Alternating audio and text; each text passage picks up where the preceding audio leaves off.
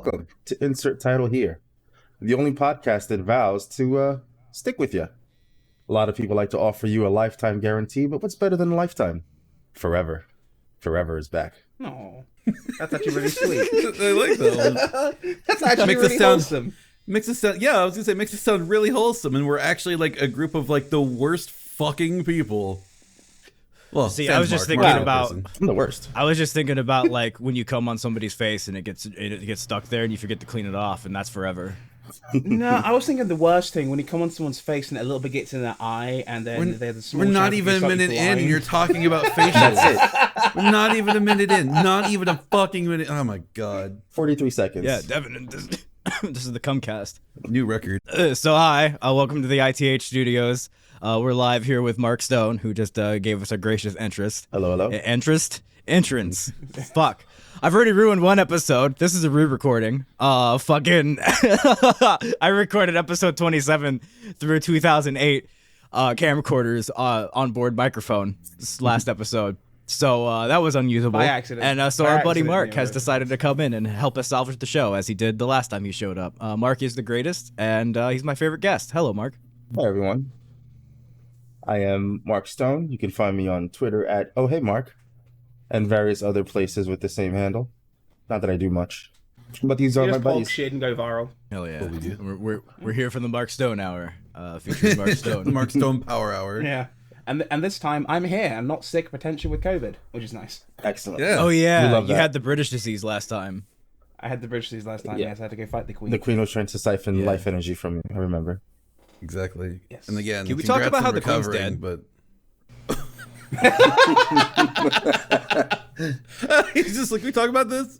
Like the bitch Well, is she's dead. gonna- Like, She's actually going to survive another 10 years because right about now, Prince Andrew, the artist formerly known as Prince Andrew, is currently locked away in a Buckingham basement, having the life drained out of him as he becomes a private citizen once again. You see, the title, Duke of York, is actually his source of power. So if you strip that away from him, all of a sudden he becomes powerless. And if you were to, say, synthesize that into, say, some kind of jelly or some sort of fluid, and then inject it into a living queen or king, in this case, definitely a very old queen, they will live another 10 years. So See, I'm convinced. That's how she's staying alive. See, I'm personally convinced they're trying to keep her alive or keep the facade up that she's alive until it reaches her 70th anniversary as queen, because they really don't want to end that on a 69-year reign. Oh, they really yeah, that's my don't favorite want that. conspiracy theory. That's the worst PR. It's the best for us, but for them, it's probably the worst. See, David That was Bowie the- dying at 69 was amazing because, like, that's David Bowie. That's exactly in his style. That's like fucking, like, you fucking legend. Yeah. But then the Queen dies at 69. You're like, oh, you fucking legend. I hate you can tell the difference between those two. Like just the way it's presented, you can tell. Fucking Andrew is her son, right? Yes. Well, second Okay. son, I think. Now, which So one is she he? gave birth to a pedophile. Is he the one who's married to the Andrew's- hot chick from Suits? Or is he the one... No, that's the grandson who's married to the hot chick from Suits. Okay. Andrew is the one who's in trouble with Epstein right now. Look on the Oh, Epstein Island. Yeah, he's the that one who, guy. during the interview, was like, "Oh, that couldn't possibly have been me because you see, at the time, I had a disorder which meant I couldn't sweat. My sweat glands did not produce sweat, so I could not have nervously sweat all over that underage woman. I definitely did not rape." And it spiraled from there. Now, like, there's an active lawsuit, and he's losing. He lost his fucking royal titles and shit. It's Yeah, fucking and his awesome. military honors as well. So if she takes his blood and injects it into her, then that means she has pedophile blood. She already technically has pedophile blood because her blood's in him and he's a pedophile. And She's by extension, already- that means she has a pedophile pussy. But if she injects her blood back into him, does that make her the pedophile queen? she's already got the incest blood. Why not just, complete the set? Oh yeah, I forgot you Brits are all inbred. Well, okay, one, they're not British, they're German. Two, yeah, they're so inbred it hurts. Must keep the Mountbatten bloodline pure. Windsor. Oh, no, every time I well- think about that, I just think it's like the McBoyle bloodline's been pure for 1,000 years. That explains a lot. Honestly, you ever seen the adaptation of Preacher that HBO did a few years ago? No. No, I was a broke kid and I couldn't afford cable, so Okay, so it's streaming now. I think the whole thing's on HBO Max. But so I'm familiar with the comic Preacher series. There's a cult which basically has kept the bloodline of Jesus Christ going to the modern day, and through a lot of inbreeding, there is a direct descendant of Jesus Christ. And by a lot of inbreeding, I mean oh my dear god, this thing is just fucking hilarious. That's kind of the point the royal family is at, sans the urinating on each other, as far as I know. I don't know what goes on behind closed doors, but I wouldn't be surprised if Charles is into that. Like, wasn't that just the Da Vinci Code? Like, it was making fun of the Da Vinci Code at one point, but yeah, that was the same premise of the Da Vinci Code. Isn't there like one of the kings back in history who was like so inbred his heart was like black and like the size of a walnut or something? Like, did all the inbreeding in the his name was King Alexander Mogus the First. No. Was that also the French? Because the French had a similar issue before they got one of the two. I just remember reading about it in a history book. I'm like, wow, that's a good reason not to do your cousin. One of many. It's one of many. As Jethro says, it's sad when cousins marry. No, anime doesn't agree. Well, anime is a sin. And a mistake. My favorite artist. My favorite arc of Sword Art Online is when the cousin sister of the main character wants to fuck her cousin brother while he's in a coma or something, if I recall correctly. Well, he gets out of the coma, and then during the coma, she learns that they're not actually brother and sister. They're technically cousins because he is like her aunt's son, really, and not her mom's son. Her mom adopted her because her aunt's like a piece of shit or died or something. Right, and then she's like, okay, so now it's socially acceptable, and I have complex feelings about it. And my brain like, no, bitch, no, it's still not socially acceptable. See, and in that coma, he had made it with Asuka, right? Like 2 years worth 2 years worth of semen glopped endlessly into her. Made the glopping noises and float endlessly. That was That was after they both got out of the coma. They found each other, and then 2 years worth of semen. No, Mark. That's actually a chapter written by the actual author of Sword Art Online. I'm well aware. Does it take place during the coma period? Is what I need clarification on. Yeah, it's during the coma period. Yes, it's while they're married. So you know the night. You know the night where she's making food in the anime. Yeah. I don't know if you've seen the anime. I have.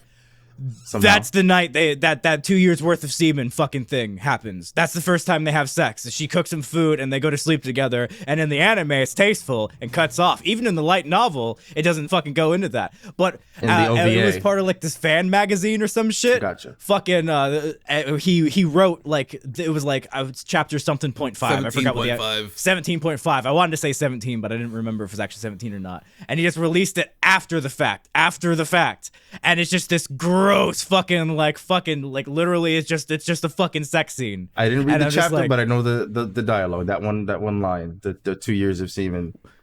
My question is, if it took place during the game itself, does that mean that there was a functionality in this virtual reality game for said event? I can see some horn dog programming sex into this game, sure, but did they have to program the volume of semen that each character builds up over time? Yes, actually, the goddamn fucking thing goes into that exact thing you're wondering, Mark, which is why we read it on our fucking bad fanfiction show. It's the last fucking thing we read for that show before I moved, and we never actually released it because I forgot why. I think because it was a gift. It was a gift for a friend. Gotcha. Oh, okay. Oh, then I have to recommend you guys the Jesus X Moses fanfic that was sent to me. I'm sorry. Wait, where Jesus and Moses are like together as a couple? Yeah. Bro, that's blasphemy. Oh, this just gave me Orimo vibes. Do you guys remember that Orimo anime?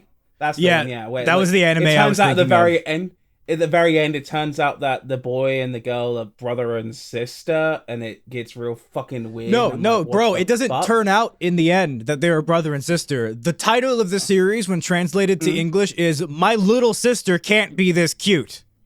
They are brother and sister from the start, and it starts out where he discovers that she is into fucking eroge, the fucking the Japanese light novels, visual novel shit that with all that stuff. Specifically, she's into the incest ones of them, and he discovers that, and that's the beginning of the whole fucking series. He's like, that's my end. That's terrible. So he's attempting not to they're attempting not to be together and all that shit, and she's attempting to hook him up with other people, and there's other people that they're like, oh, he's gonna end up with. But then right at the end, when they've built up him not being a fucking weird fucking goddamn fucking incestuous dude, when it looks like he's gonna pick somebody else, he gets together with the sister. They actually get together at the end of the fucking series, Adam. This episode's just gonna be called incest title here at this rate. Please do not. I'm glad we didn't go with 2 years of cum. Speaking of cum, did you hear the Fuck me. Camo the Clown rendition? What about Como the Clown? Oh, here we go. Camo the Clown. You hear about this? Yeah. Oh, It's like Andrew Como the Clown? Oh wait, No. they're doing an adaptation of Como the Clown? Yeah, dude. Oh shit, let me look this up real quick. Oh fuck! Marvel's Como the Clown is actually being produced for the fucking PS5, Xbox Series, and fucking PC. It's not even a fucking console exclusive. Holy shit! What about Switch? Okay, so bad point here. It's being produced by Crystal Dynamics. That's the Square Enix guys, right? Who Yeah. did the fucking Marvel game. Okay, Avengers, so yeah. that has me. Yeah, Tomb that has Raider me as really well. fucking concerned. Raider's Because right. if it was like Insomniac coming out with it, that'd be different. I'd be like, fuck yeah. But it looks like they did have some help from former Treyarch developers when it comes to Kumo's fucking dick shot. So when you're traversing, you can do the fucking Kumo clown car, like the small little car that's fucking just filled with cum, and fucking you can do that, or you can do the fucking dick shot and fucking like. For those at home who don't know Kumo the Clown, because he was like around the era of like the Torpedo, another favorite of a Marvel superhero of mine. Fucking Kumo the Clown is a clown who is bitten. I by hate that you're like one of 3 people who knows who the fuck Tornado is. God damn you. Torpedo.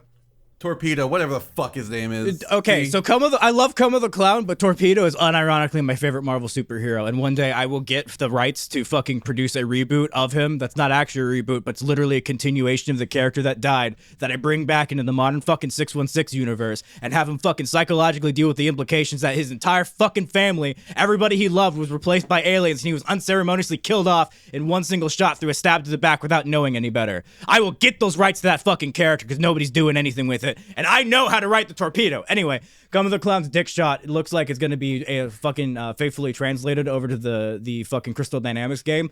It's also a single player, so it looks like they're going for the Guardians of the Galaxy approach with like the corridor thing. It's not open world, but it looks like the traversal methods are taking inspiration from Spider-Man 2 and Spider-Man PS4 and shit as far as his dick shot goes. So that's cool. It looks like they also got the physics on the cum flower pretty good too, because like Kumo's whole thing is like when he gets you in order to like fucking like seal you and like take you to jail and shit, fucking his cum flower just gushes you with cum and it solidifies and it like seals you there until the police are able to get you and fucking like break down the cum with like the anti-cum acids and stuff that Kumo supplied the police department with. It's like a reverse Which one are they pollination. going for? Yeah. My favorite Kumo arcs was when he teamed up with Daredevil. That was really cool. Yeah. Which villain are they going for? Are they going for the Spellcidal Maniac, or are they going for Condom Man? Condom Man. Oh, nice, sweet. Yeah. Yeah, I think they're saving Spermicidal Maniac. Ah, that'll make sense. That'll make definitely. It's easy sequel bait, Yeah. yeah. Yeah, because that sets up his arch nemesis, fucking the proctologist, so. Mm. Yeah. The collapse, and then of course his second form, the collapse proctologist. Yeah. It looks like it's being produced with like a weird fucking like Oh, they're producing a Como the Clown movie tie-in? What the fuck? Hang on. Okay. So the Crystal Dynamics game is the original adaptation, and they're producing a movie adaptation of the Crystal Dynamics game that's being co-produced with A24. Are they going for like a horror movie aspect for it? Adam Sandler's gonna be Como? Okay, now it Okay. became a horror movie. Okay, yeah, I don't know about the A24 produced Como the Clown movie starring Adam Sandler, but the game looks like it could be good. Although, do be cautious, because they did make Marvel's The Avengers, so, you know. I feel like that was Also, to be fair, that game really suffered from its own hubris, because Crystal Dynamics isn't inherently a bad developer. I think the Tomb Raider games were actually pretty good. Yeah, I heard people saying the Guardians of the Galaxy game was good too. Yeah, I hear great things about the Guardians game. I think Avengers really tried to bank off MCU popularity just a decade too late. Yeah, that I don't think also, it was like- so much Crystal Dynamics' fucking fault as it was Square Enix executive meddling's fault. Yeah. Yeah. But it was I mean, that and Square. also, Oh, sorry. Go ahead. it was that, and also like they did not handle that post E3 press well at all. Like, I remember the Yeah. I'm trying to remember the name of the guy, the one of the big heads at Marvel for their game projects. The same guy who did Marvel Infinite and spectacularly shat that bed. Roseman. Thank you. It's him with one of the game's producers, and like people complaining after they revealed it. It's like, hey, where was the gameplay in that? Because it was clearly just cutscenes of characters, blah blah blah. And people are like, hey, where's the gameplay? Where was the gameplay? And they go, you guys want to know where the gameplay was? Well, there was gameplay in the trailer. And you think the voice I'm doing here is me like making? No, that was the voice they used. That was the tone they used. Like that's gonna win you exactly 0 favors. Final Fantasy VII Remake was great though. Same E3. Same E3. The same E3, yeah. And that was a hard act to follow. And they went with Avengers. It was crazy too, because I remember hearing the Avengers like little theme thing. I was like, that's the discount Avengers theme from the MCU. Actually, no. Me and my friend Josh, we were sitting around at work at the grocery store I work at. Well, grocery store office where we program.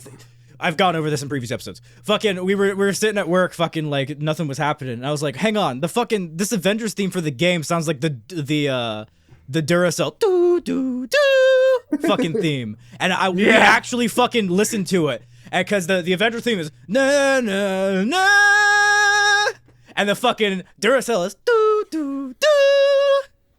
Did they have the orchestra that did the Final Fantasy game to the soundtrack for that game as well, or am I making that up? I think you're making that up. You definitely hit the crack. Because then that music would have been good. Right. Yeah. It wouldn't have been discount Danny Elfman. Oh, man. Fucking. We can't all be Capcom and use the 20th Century Fox Orchestra for everything, you know? Yeah. I was going to say, what do you call Danny? What's a discount Danny Elfman? Like Daniel Hobbit guy? Ooh, hot take? Hot take. You guys want to hear an actual hot take here? Oh. Go for it. Okay. Discount Danny Elfman? John Williams. Ooh. You're actually a madman. Hold on now. Whoa. That was a volcanic take. That was a nuclear take. That wasn't... That take was so hot, I'm pretty sure we can feel the heat rays from it somewhere in the middle of the fucking Omicron Persei 9 galaxy. Yeah. What the oh, no. Whoa. Okay, look, while Beetlejuice and Batman have banger scores, may I argue, Star Wars! Indiana Jones. The Star Wars theme song is fucking taken from a previous fucking song, fucking note for note. It's not an original composition. It's an homage to the fucking... It's like, I forgot what the fucking title of the thing is. But the fucking... Do do do do do do do do do do do is fucking no. Line for line taken from that. Miss me with that. Let's focus particularly on the scene where Luke is standing in the sands of Tatooine as he's pondering his future. He wants to leave his aunt and uncle, but he can't. You see the two suns rising. Binary sunset. Da, da, da, da, da. It's beautiful. It's beautiful. Yeah. It plays him perfectly. Okay, counterpoint. The Force theme is Counterpoint. Superman. Counterpoint. Mm-hmm. Here you go. This one's for you, Devon. Counterpoint. Simpsons theme song. Owned. What? Owned. For me? What? How's that owned? How is that owned? That's just the fuck. What? Owned. What? Devon, go to 7-Eleven to see Kevin. Will you go there and get me a drink? Actually, fuck you. If this whole take that you just did, quote unquote, was the actual fucking like setup for that joke alone, literally go fuck yourself. I appreciate these on the West Coast right now. They're dealing with the explosion from that volcano, but there was no need for a second hot take like that. Go find like the sharpest, spikiest object that's shaped like a phallus in your home. I don't care if it's one of your fucking Zoids, and just shove it right up your ass, please. Looks like my prostate's getting tickled tonight because that was all an elaborate ruse to get Devon to walk into that.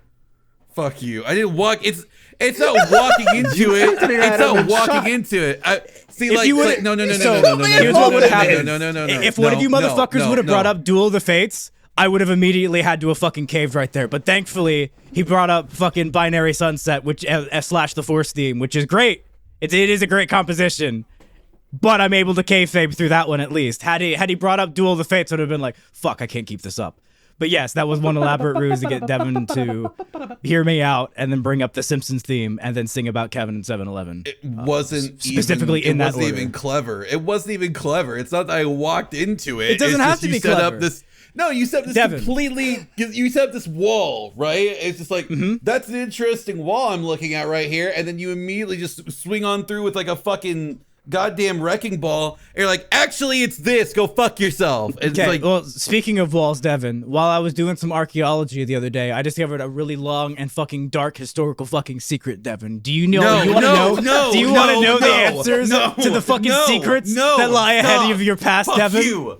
Fuck you. Oh my god. No, I swear to God, this Preacher is the was last right. fucking episode. Preacher This was is the right. last fucking episode. Preacher of was Insert right, Title Devon. Here. I swear Preacher to was fucking right. God. Stop. You're gonna break Jesus him. was a Jew. Oh God, I'm so fucking done with this man. I'm done with this man. Fuck, dude. Holy shit. Devon, put the knife down. Put the knife down, Devon. Put the holy sword falchion down, Devon. I ain't grab Falchion. Put the pin back in the holy hand grenade of Antioch, please. Let's act like civilized people. Instead, we'll get the mallet. So you want to know who can beat Spinosaurus? Oh, here we fucking go. I don't give a fuck. We talked about it the previous recording, but Devon walked off. Can't imagine why. You have to combine the greatest dinosaur of all time in mecha form with the spirit of spiral power, Devon. Oh yeah, Tyrannosaurus Rex has butt sex with Simone from Gurren Lagann or something, and spiral inside of a spiral inside of a spiral inside of a spiral inside of a spiral in a Tyrannosaurus's butt as a butt plug, and then you spiral that Tyrannosaurus into something, and There's way too many then butt add plugs for this explanation for it to be canon. Let me tell you that the Not manly really. combining does not contain butt plugs yet in the canon. I haven't got Gynax to sign off on it because they don't exist anymore. right. That's Lionsgate. They'll probably sign off on it. You know what Lionsgate are like. Lionsgate doesn't have the rights to... I was trying to think of a completely different subject to talk about, and Well, here's a different subject. Speaking of Square Enix, you know what a game I would have rather them made than Marvel? Deus Ex 3, which I know is technically not Deus Ex 3, but Adam Jensen version 3, because I need the conclusion of that storyline. You know, which brings me to my next point, which is specifically one reason I wanted to bring Mark onto the fucking podcast. Fucking a while back, I made a very heinous and very atrocious claim to a very popular YouTuber that I would rather play Deus Ex The Fall than play Cyberpunk 2077 when Cyberpunk 2077 came out. See, at the time, you Deus would have Ex been okay The with Fall. that. Yeah, see, Deus Ex The Fall is one of the worst fucking video games ever made. It is literally broken, like inoperable from a like technical standpoint on the Steam release because they just took an iOS game and put it on a PC without fixing it. It's fundamentally unplayable, and I've now actually played that game. I've now also actually played Cyberpunk 2077. It frustrated With me a patches, lot though, right? at the start of that game, and I was very vocal about how frustrating it was. I remember. However, Alexander gotta admit he's a bitch. Because Alexander put 120 hours into this fucking game and 100%ed it. And I finally finished this fucking game. And it is actually it has flaws, and I'm not going to pretend it doesn't. It still needs work. There's still systems that need work. Like for instance, I play on PC. It's the most complete version right now. If you play on console, it's a completely different experience, and I understand that that's a different experience. And PC hasn't had a majority of the issues that like the consoles had. I understand that. So I'm coming at it from a different angle, and there is a bias on that because my version kind of worked when it came out. Kind of. It's also been patched, and I didn't get exposed to it at the start. But some things that still need work on, when you do like a heavy melee attack with the blade and it does the execution thing when you cut somebody's head off, they'll then stand back up and redo the death animation, which is weird. Sometimes items will glitch out and you can't grab them. Quests will lock up and you have to reload states. There is a like a police thingy that you go do that can just glitch out because you can glitch through the environment and go do it early when you're not supposed to be able to get out of Watson before the heist, and then it glitches you out of that for the whole game, even though it still technically counts for the achievement. Just fucking weird. there's just some weird technical issues that still need to be ironed out. People disappear, traffic stuff, like that kind of stuff. But underneath those issues is what is very close, and I know I say this a lot. I know I'm really hyperbolic when I talk about things I praise, but I typically don't finish games unless like I feel kind of like this. It's pretty fucking close to a masterpiece in my opinion, as far as like the story goes and the plot progression and the way the quest integrated with that, and the way like normally in video games where you create a character, especially in like first person, like, you know, your Skyrims, your Elder Scrolls and Fallouts and stuff, your character doesn't have much of a personality besides what you make of it. And even then it's still kind of like a flat whatever. You can completely make V and you control V and all that and determine their whatever, but there's still like, they still have so much more fucking character and personality to them than any other fucking creative character I've seen in any fucking other video game. And I love these fucking creative character video games. Like, I eat that shit up. Like, you know, Mass Effect and all that shit. Like, specifically why I'm able to go through the trilogy and all that is because I can create my own fucking Shepard and insert myself in there and not fucking, like, you know, feel like I'm playing somebody else's game or whatever. But, like... they're able to inject V with this level of charisma and personality and shit while able to account for the variables and like your skills and speeches and life paths and all that stuff and the way the player can like act and shit. And they made me go from like just the cynical, like this game just feels like shit kind of like mentality to actually buying into the narrative, fucking like getting endeared to V's character so much where I was compelled to like see what happened next and I wanted to see how they developed and stuff. And like I actually ended up role playing in this fucking game just inherently, like without fucking like trying to like fucking do it. And fucking like I literally was going non-lethal in this game and for no fucking reason, for no like payoff, just because like the way I was playing V just made it feel like, you know, like he grew up the street kid, poor, seeing all this fucking death and misery around him. He understands that the reason people are fucking horrible around him is because of the fucking like the economic injustices and the fucking like the fucking like the state of the means that they have and shit, and like all the shit that's going on isn't necessarily their fault. It's all a cause and effect kind of thing. That's how I was kind of like playing him and shit. But occasionally there was like points in the game where it's like, hey, I'm going to challenge your morals and your ethical guidelines. And it's not even on like you get like things that piss me off, like Ghost of Tsushima, where it's like this artificial, like where I'm going to make the player feel bad for forcing them to do this thing. Cyberpunk didn't make me kill anybody. There's not a single fucking mission where you're forced to fucking kill anybody. And even ones where you're assassinating or like doing targets or whatever, you can take them out non-lethally and then put them in like a car or whatever and let somebody else do it. Yes, the ends of that is the same, but their blood isn't on your hands. You're not the one making that decision. So it's a little, it plays in the moral ambiguity of Cyberpunk's universe and shit. There's a lot of those quests, those assassination quests where you can straight up, if you may manage to get to the target without violence, you can have a conversation with them and then just talk them into leaving town. And just say, if you just get out of here, I'll tell them you're dead. Yeah, and then you can even go farther beyond that. Some of those quests, you can like actually right the wrong that person committed with the fixer and fucking just not even have that conflict, and then they just get to fucking live openly life out in fucking Night City and shit. Like there's different fucking like weird fucking narrative things like that I never thought like a fucking video game, especially by a bunch of weird Swedish dudes who rush their shit out to fucking completion fucking would like think to put in there. And like there's a couple of scenes in there where I'm not going to get too far into it because I don't want to put up like trigger warnings and shit, but where like they specifically hit things with me that trigger a knee-jerk fucking reaction in me, and I killed some fucking people. Like I straight up fucking like lost my fucking like the Evelyn Parker stuff in Clouds. Yeah.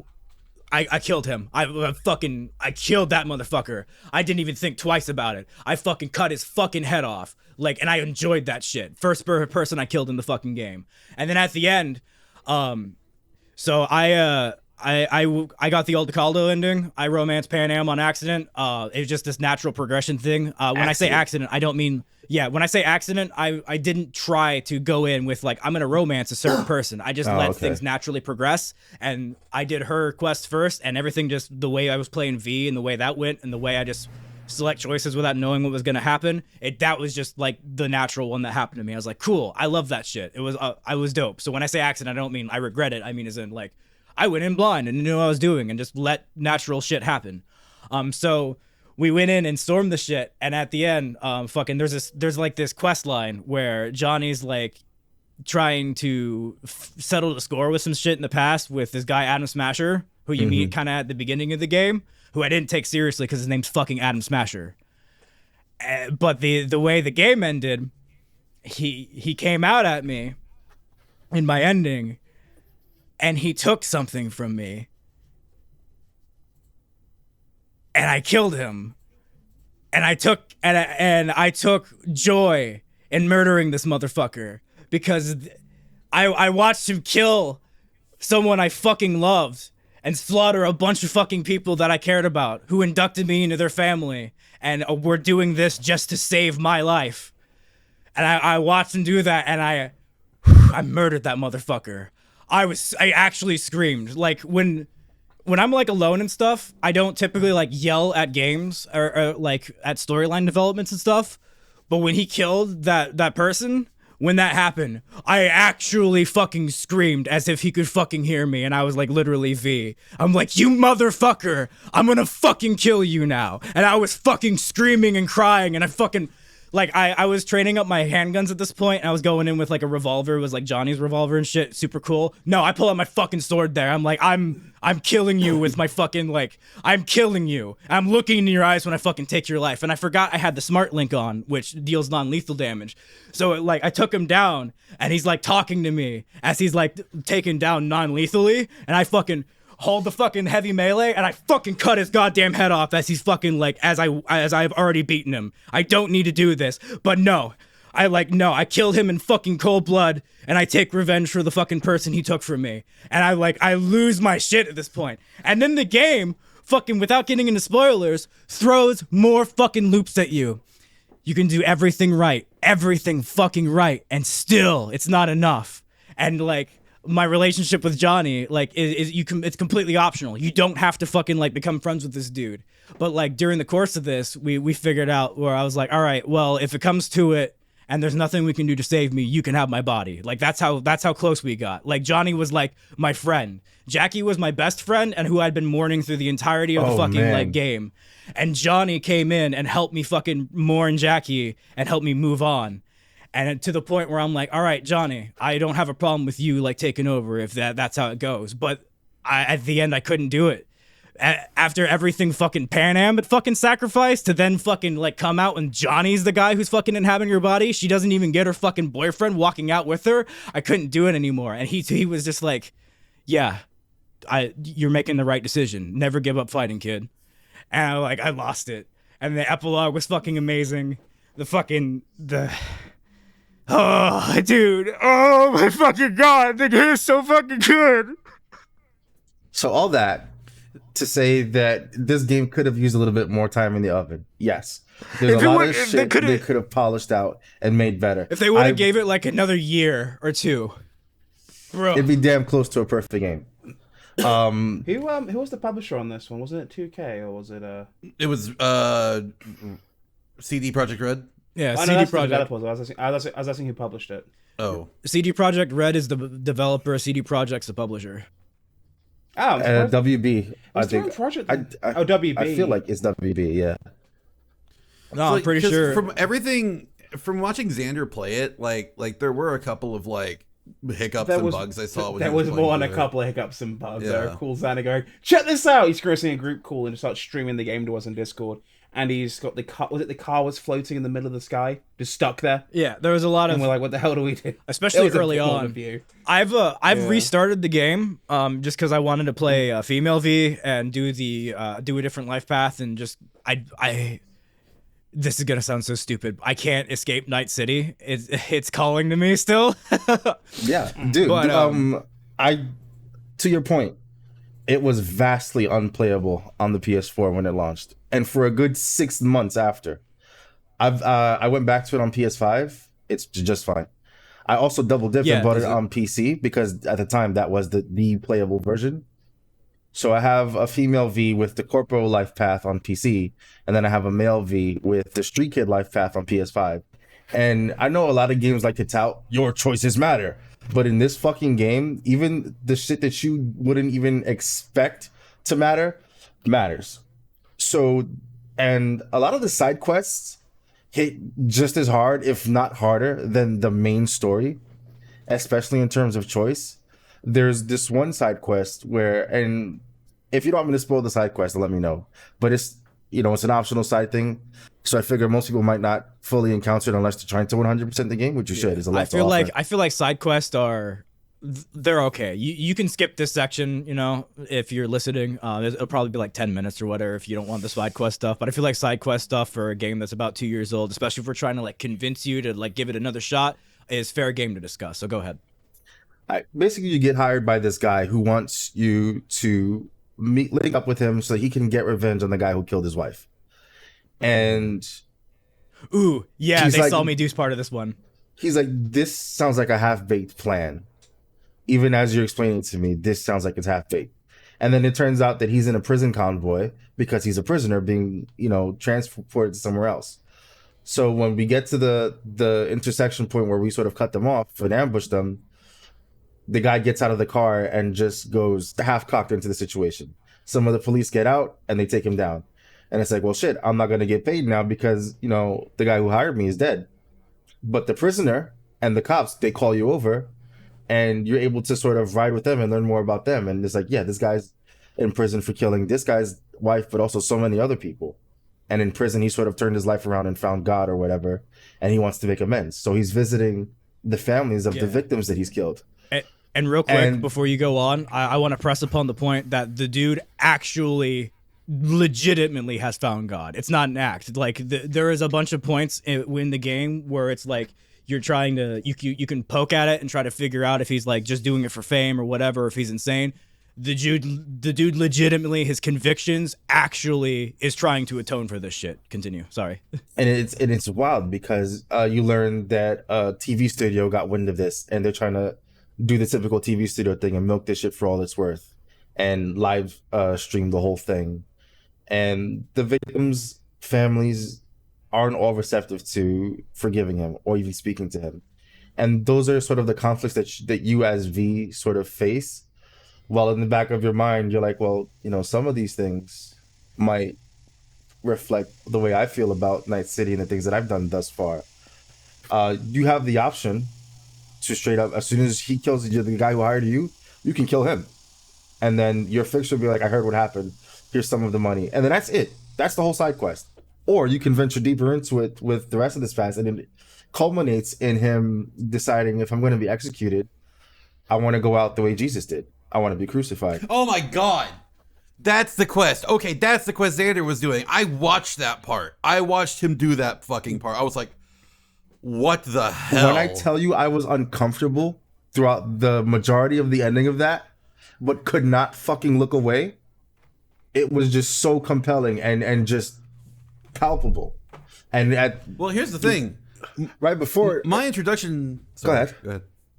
No, because I was gonna say my introduction to that side quest was Xander just going, "I'm gonna execute a guy." I'm like, yeah, I woke up. I woke up, and it was like 15 minutes to being awake, and I text the Discord. I go, so I'm about to crucify a man, and I've been awake for less than half an hour.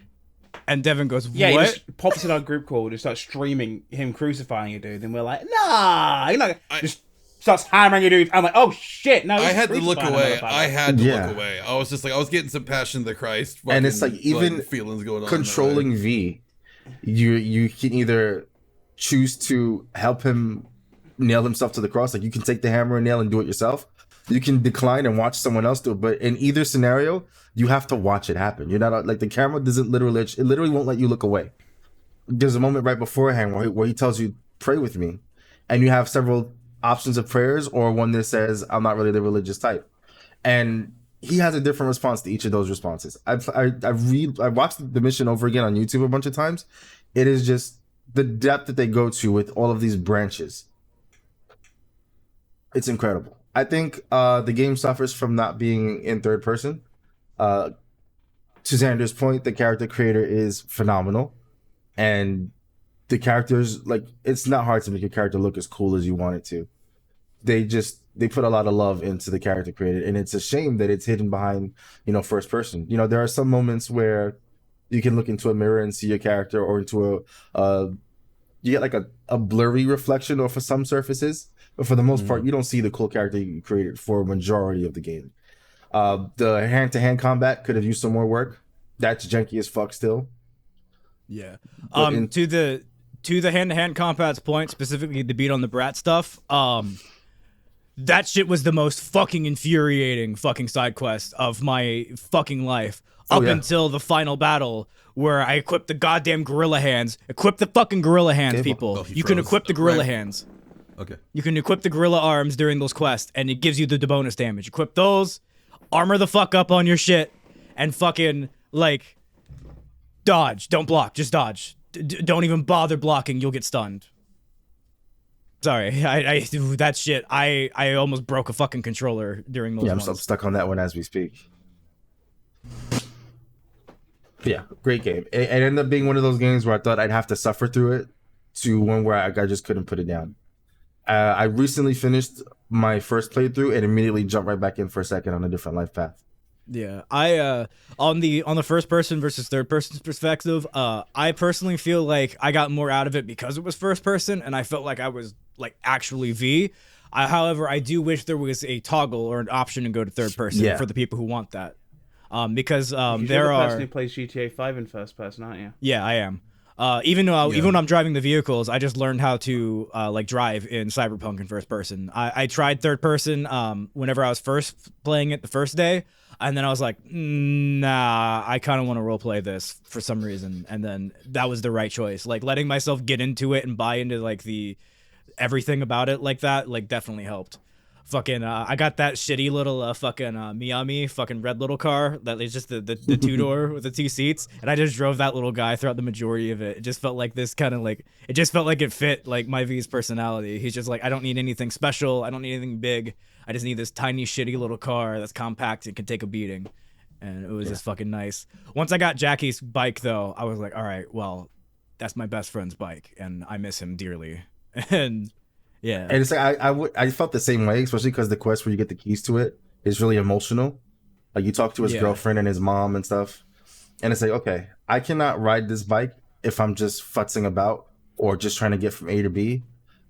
I feel like in the moments where the story gets really heavy and intense, that's like a good vehicle to just roam around, obey the speed limit and the traffic lights, crank on some tunes, and just sort of unwind and recharge for a bit. Then you go back to all the chaos and stuff. But the whole thing with really Jackie's bike was just, so it was incredible. Yeah, I was really heavy about criticizing the way the driving worked at the start. I was like, this is worse than Watch Dogs. Oh! And now I'm like, this is probably my favorite driving in a fucking open world game. Now that I've got it figured out, the traffic system is what I'm frustrated with. The driving is not as bad as Arkham Knight, and that's why it's easily forgiven. We had a conversation with this game a couple episodes ago, actually. It was the last one, I think. Yeah. I've only played Origins. That was one of those conversations where I'm listening to it and I'm just jumping up and down in the driver's seat, angry that I can't be a part of the conversation. God damn. We should probably get off Arkham because I'll be here for a while because the game critic and me would start jumping out. Hey, feel free. We just went on about fucking Cyberpunk. Oh, before we leave the Cyberpunk thing, the ending shifts to a third person perspective depending on like your choices and stuff. And to me, that being in first person the entire game, and then my specific ending where I'm sailing off into the sunset to Arizona in hopes of finding like a cure for like my impending death, like fucking with my girlfriend on top of this fucking like giant tank, was one of the most beautiful fucking scenes I ever had the pleasure of fucking like witnessing. And I just fucking like sobbed throughout the entirety of the credits while the fucking like weird fucking like minimalist synth pop version of a punk rock song plays. And I mourn the loss of Keanu Reeves, who has become what was once a brain tumor to now being one of the best friends I've ever made in a video game. Yeah. And that... Thank you for saying in a video game, because I was just like... Well, to be fair, Devon, if you were friends with Keanu Reeves in real life, you wouldn't mind taking a backseat. Apparently, he's a pretty Yeah. chill dude. And if I know Keanu the way I think I know Keanu, he wouldn't let you take the backseat. He'd say, no. Devon's your best friend. Devon's been with you for so long. We've only known each other for a couple of months. I appreciate that you look at me like that and think so highly of me, but Devon is your best friend. Why is the Keanu voice the same as the David Draymond voice? Because they're the same person. Okay. It's a Jekyll and Hyde thing. He just takes but it- the voice He doesn't change. just takes off the wig. It puts in the chin piercing. Exactly. Keanu's That's how he like, gets all that anger. That's how he stays young. yeah. Yeah. It's like, now that I've made another successful Matrix, it's time to go make another shitty rock album. Perfectly balanced. Oh, As all Speaking things of should be. whatever happened to the new Bill and Ted film? Because I saw there was one on the horizon, and then I don't remember if it's coming out.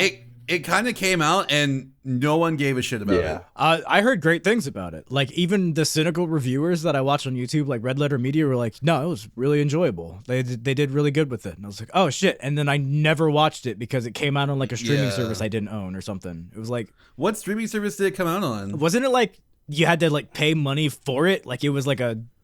It was Maybe? on-demand it's on thing. Hulu It now. didn't come out... Yeah, now. Okay, now. But fucking, like, at the time, it wasn't. Oh, was yeah. it it's on on like KeanuReeves.net or something? Hulu has live sports. Oh, yes, we know that. Devon's face told the whole story. Devon makes that face, but I got to watch that Aston Villa come back to the day. Thanks, Devon.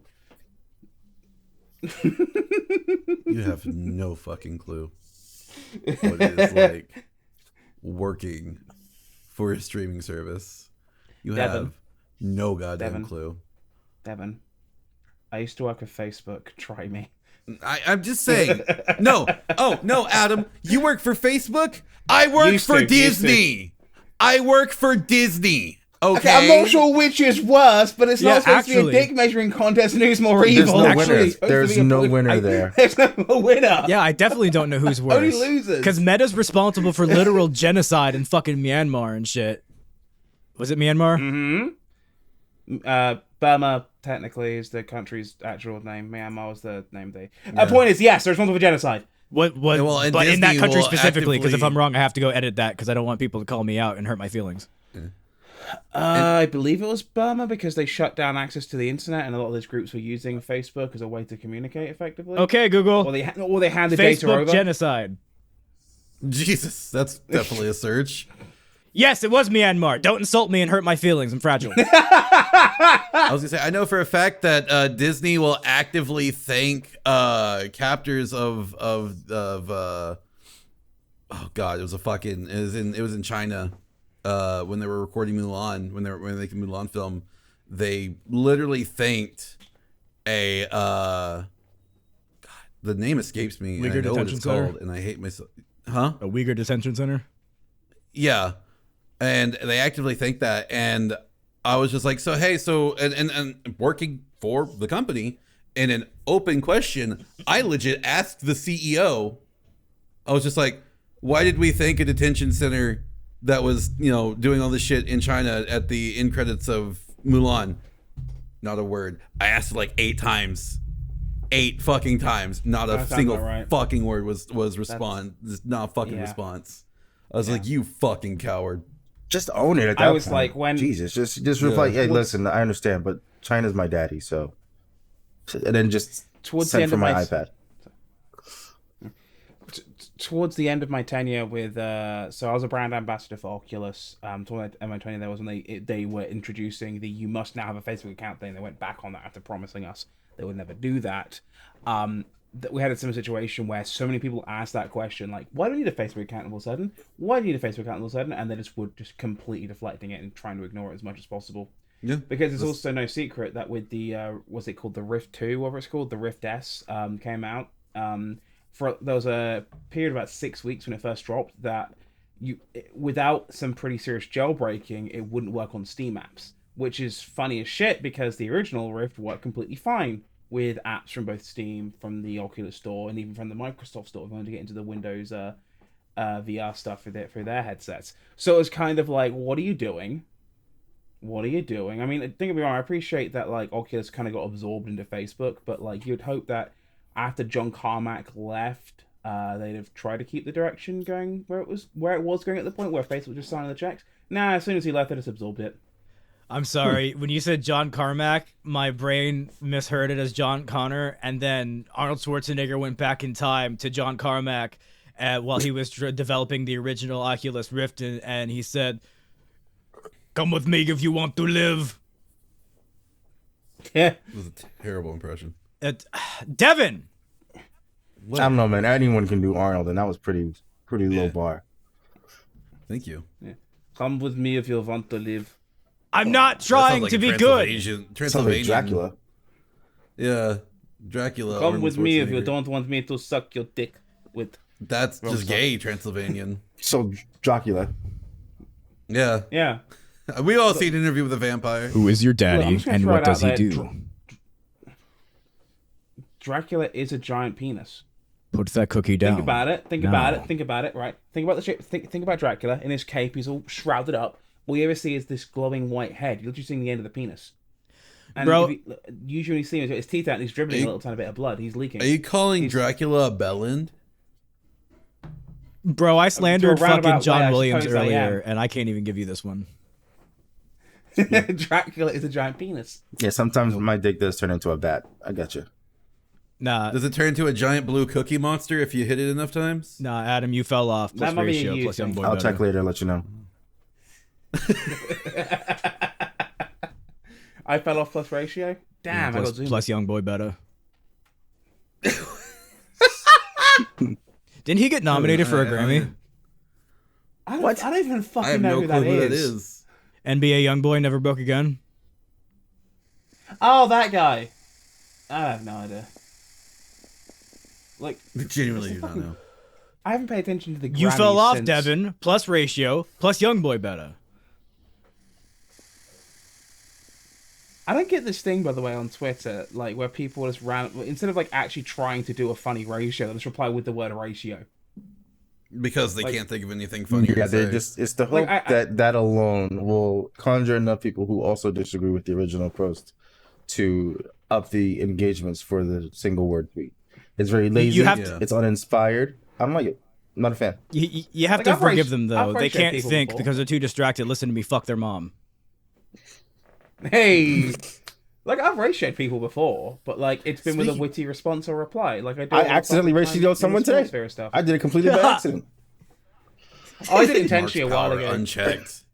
There was this is going back to end of the MLS season where Philly got knocked out after a COVID outbreak. And some guy just keeps going off like, "Oh well, what would you expect? MLS team fell off." And I went, "Buddy, you've got an NFT profile picture. You've got less rights than the anime girls. Hush up now." And I got a few hundred likes on my tweet to like his 3. And his bio had the line, "I have never been ratioed." Like trying to like it was a thing. I just think the next tweet I replied to the chain was just a screen cap of mine with like 100 likes, and his with 2, and just put the caption LMAO ratio, and just like that's Jesus Christ. like, that's how you're supposed to fucking do it. Not reply with the word Okay. ratio. I wasn't trying to be Brain dead clever. ass. I merely offered a counterpoint. Some MCU stan tweeted about Liz Allen from Spider-Man Homecoming changing her name to Felicia and following in her father's footsteps with a picture of Black Cat. And my response was, Okay. or she can found the Alchemax Corporation like she does in the comics and live out her own character arc instead of being shoehorned into someone else's. And that got more engagements. And then someone enough. replied It to it happens. with ratio, my comic Twitter. I was like, oh, fuck. They replied to You yours tried. with And I wasn't ratio even by trying. comic Twitter. That's the thing. So like the tweets that where you don't even try and they take off and they become like just stupid like just a bunch of engagements. It's so fucking infuriating, Mark. You were right. told you. You were so fucking I'm so right. sorry you had to learn them. I had it. Oh god, it was a literal hellscape I was in because like not only did my phone just keep going off, right? I muted it the second I saw it hit like 300 likes. Like, okay, no, this needs to stop. This needs to stop. I muted it 300 likes because I knew it was gonna get worse. It was at like 11,000 last time I checked. Jesus like- Christ. Yeah, and I just sat there. I'm just like, I didn't even come up with it, and now I have seen it on Reddit again, on Facebook, people sending it to me through Discord, through Reddit screenshots, and then I saw it again on iFunny. And then 9gag as well. No, it got to 9gag as well, and someone sent it to me from 9gag, and I just muted that person immediately. Like, I don't want to be associated with anyone that uses 9gag, please, for the love of fucking God. And like, dude, it was a nightmare. It was the worst. Like, just and oh my God, the incels, they were so mad. Holy shit. Because it's just like, I'm gonna like the comeback, I'm gonna fuck your dad and give him a child he actually loves. That's a raw fucking comeback. It's okay? You can't come back from that. You walk away. You can't come back from that. Over. You just put the game down. Don't ever play it again. Just stop. But like, the incels were so mad, and they were just like, oh well, that just shows how much of a whore she is. I'm like, not like okay, like you guys saying I'm gonna fuck your mom is like any different. Like, come the fuck on, guys. It's just like, and they were so mad, and like so many angry just fucking white dudes in my mentions just talk about how this girl was a whore. I'm just like, you don't even know her, first and foremost, and secondly, I'm like 99% sure that she said she's lesbian too, and I'm just like, it's just literally just words. You're getting mad about words. I've never had one go that bad. I had one on my personal account years ago when Street Fighter V Arcade Edition, or overall was the update to that shit heap they tried to do, when they had a Cammy's air throw, and I got the video clip of Cammy's. It was a really jank animation. She like grabbed them in the air, it froze for like a second, she then spam round and straight down. Around. It looked really bad, And I put a tweet out saying somebody went to Capcom, did this, handed it in, and then an official went, yeah, that looks good, and released it. What the fuck is this? It got like, I think, a few thousand likes and a couple hundred retweets. It wasn't like anything like that, but the reaction was because I had been very vocal in the Philadelphia scene about my dislike for Street Fighter V, and like, it was no secret that I was, at the time, I was running a local at Gamers Heaven, shout out to Andy, for Ultra Street Fighter 4 once a month. I was running like a small little tournament there once a month for Ultra Street Fighter 4 still. And so a lot of people are like, oh, well, you just hate this game because blah, blah, blah, blah, blah, and like, blah, blah. And I'm like, no, it's because this is genuinely fucking awful. Yeah. Like, if anybody else handed this in any other fighting game, we would be on it. But you guys are simping because LOL esports. Yeah. What the fuck ever. Sorry, Street Fighter 5, I'm gonna go on a whole fucking thing. That game released so fucking will go on that, and I want it. I cannot wait. No, you don't. No, it's now. It's now. We're talking about it now. Okay, fucking Street Fighter 5 release. Man, okay, I remember Mark. I got my copy of 5 from Mark. And I did not pay full price for that game, and I thank God every day that I did not, because if I had paid full price for that game, I'd been mad. Like, bro, that game, I gave it the year. I gave it that first year, and I lasted till about Akuma came out, and like, I tried. I really fucking tried to like it. Maybe it was just the random corporate shilling. Maybe it was the fact that we'd see people like Justin Wong dress up in Bud Light gear to sell us fucking shitty American beer. Maybe it was the Disney Channel thing, but honestly, what I think it was is the fact that every character plays the fucking same. It is the same. Build meter, get extended version of combo with your fucking V trigger, rinse and repeat. Every fucking character. And Force and someone goes, well, Zangief's not like that. No, with Zangief, you just do it as a chip combo, do the same chip setup, and it's the same shit! Jesus Christ. And then, oh, they're saying adding more characters to it. Oh, and it's the same shit.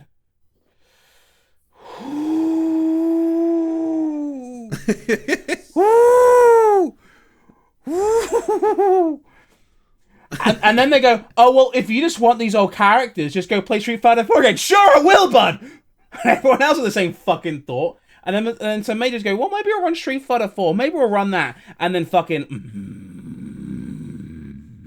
Capcom goes, hey, if you want to be part of the Pro Tour, you can't run Street Fighter 4. That's dumb. That's so dumb. It's just... And my biggest issue with the game... Tekken. I'm just fucking saying it. The game is worse than Cross Tekken. Cross Fuck Tekken? you if you don't agree with me. Cross Tekken, unironically, great game.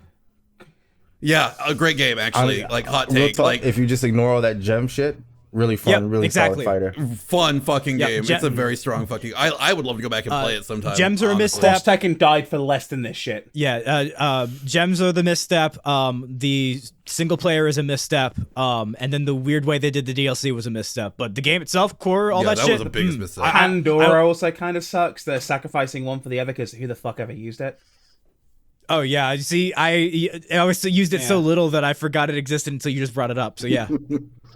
But like we had that's literally a good half the fighting cast of new characters, like who were completely new characters, completely worked differently from the Street Fighter cast. It was great. It was fucking great. And like, I mean, the DLC thing sucked. Don't get me wrong. I'm not going to defend the on-disc DLC practice, but Alyssa in that game, the robot girl from Tekken, she was fucking great to play as. It was excellent seeing the way they translated the Tekken characters over to, the traditional 2D fighting game formula. It was real good. They did a fantastic job. It literally felt like I was playing Tekken in a Street Fighter environment. It's sort of how I feel when I play Kazuya in Smash. It's just I'm playing Tekken in a Smash environment. Like I'm playing a Tekken character. I'm not playing a Super Smash Bros. Character. And I think that's a very important... Go ahead. So I was like, I'm wondering if that game's like failure within the scene was part of the reason why they pushed 5 as hard as they did and got as corporate as they did very quickly. Nah, they tried the same thing on Marvel Infinite and people rejected it. Fucking okay. See, Adam, what I've learned about. Sorry, if you're curious about that, you can watch Matt McMuscle's "What Happened" video on Street Fighter V and Street Fighter Cross Tekken And Marvel Infinite. Yeah. and Marvel Infinite. Yeah. Well, I love his videos. Marvel Infinite was just bad faith from the beginning. I was actually going through my old Reddit post on our Kappa the other day. I was going through what even is the most voted thing on here, and it's that great picture of Filipino champ trying to hide the Brands with a Punch booklet from whatever E3 it was where they showed off Infinite for the first time, and everyone kind of accused him and a few other people of like shilling for Capcom and really pushing their content. It's like, yeah, I'm not a shill. I'm not working with Capcom at all. Flashback, there's this picture that one of them posted up and immediately deleted with like all of them sat at the table with John, what's his name, John D, whatever his name was.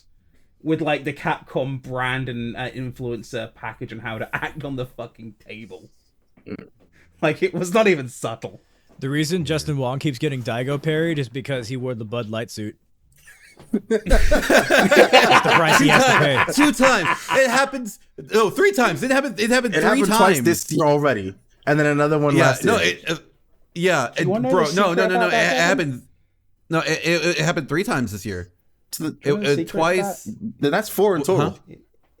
Yeah, it's actually not that hard to parry that super. It isn't. Is the thing? It's not. It's not. But it's funny as fuck that it happened this many times this early into the year. We're not even a month out of the year. We're not even 3 weeks into the year. It's already happened to him 3 times. It's not the difficulty of the parry. That's what's funny about it. It's the fact that each time he got baited into doing it. Because like the clips that I saw this year, he was like, "I'm not going to do it. I'm not going to do it." And then he saw an opportunity, or what he thought was an opportunity, and he got baited into doing it, and then they parried it. Yeah. And I was like, no, I still love the like, he thinks he's Daigo? Bro, he thinks he's Daigo? He's not Daigo. Oh, fuck. Oh, that's Daigo. Oh, shit. And then, like, he went through the 5 stages of grief in less than 20 seconds. I'm sorry. Jesus. It was amazing. God. Tell you what, Capcom of current era, since you've been on a lot of good faith recently, you've released a lot of good stuff since Street Fighter V and earned a lot of ground back. I know you're building Street Fighter 6. It's no secret you're building up to Street Fighter 6 or something else, or the heavily rumored for the past 10 years Capcom All-Stars kind of revival, or whatever the fuck it is you're working on. Don't fuck it up, please. Please, just... I will say... The second you let Capcom USA near a project, you fuck it up. Sorry, please. I will say Street Fighter 5 is in a good place now. After, 6 years of fine-tuning and tweaking. Which is sad to say, but, the people who are still devout to Street Fighter 5 are, they're more or less satisfied now. Yeah, I'm glad they at least got rewarded for their suffering. Yeah. Yeah. It's almost not even the same game. To me, I was gonna say, to me, if you release a game and there were 10 characters, 8 characters you could play as? 12. It was more than 12. Yeah. 12. Okay. How do you release a fighting game and only have 12 characters at launch? And because that was the number that was in the original Street Fighter 2 Turbo, I think, right? I get that. I honestly do. But it was 2016. And at that point, you know how many fighting games that I have played at that point that started me off with 30 characters. Almost at 30. Launch. Yeah, 30 fucking characters. And then you could unlock 6 more. And then there had more coming for DLC. Yeah. Yeah. Exactly. Blaze Blue. Video Street Fighter 4 had 20, I think, and then 10 for Super Street Fighter 4, and then another 4 for Arcade Edition, then another 4 for... So it was 30-something characters by the time Street Fighter 4 was done. See, for me, I'm spoiled with Blaze Blue. Fucking Blaze Blue is almost consistently always had like a large cast. Now I know Xander wants to say something, so Yeah, buddy, go on. You're making close to the right argument, but you're not making it for the right reasons. They had 10 characters, which can be excused if each character had dynamic variations in their playstyle and their goals, but they all played relatively the same. So there wasn't even a good reason for the lack of a roster. Yeah. I believe it was the Guilty Gear player, Woshige, who famously stood up at Evo thinking he won the match and he'd only won one round. Yeah. Classic clip. If you haven't seen it, look it up. But yeah, I think I've seen it. He's a phenomenal Guilty Gear player. Bless you. And he was one of the core designers of the Street Fighter V mechanics. And I think the issue was that a lot of the habits that he developed playing Guilty Gear, he tried to transfer them to Street Fighter, and they just didn't mesh that well. That's why, early on it was, throw Loop City or just mash your invincible DP.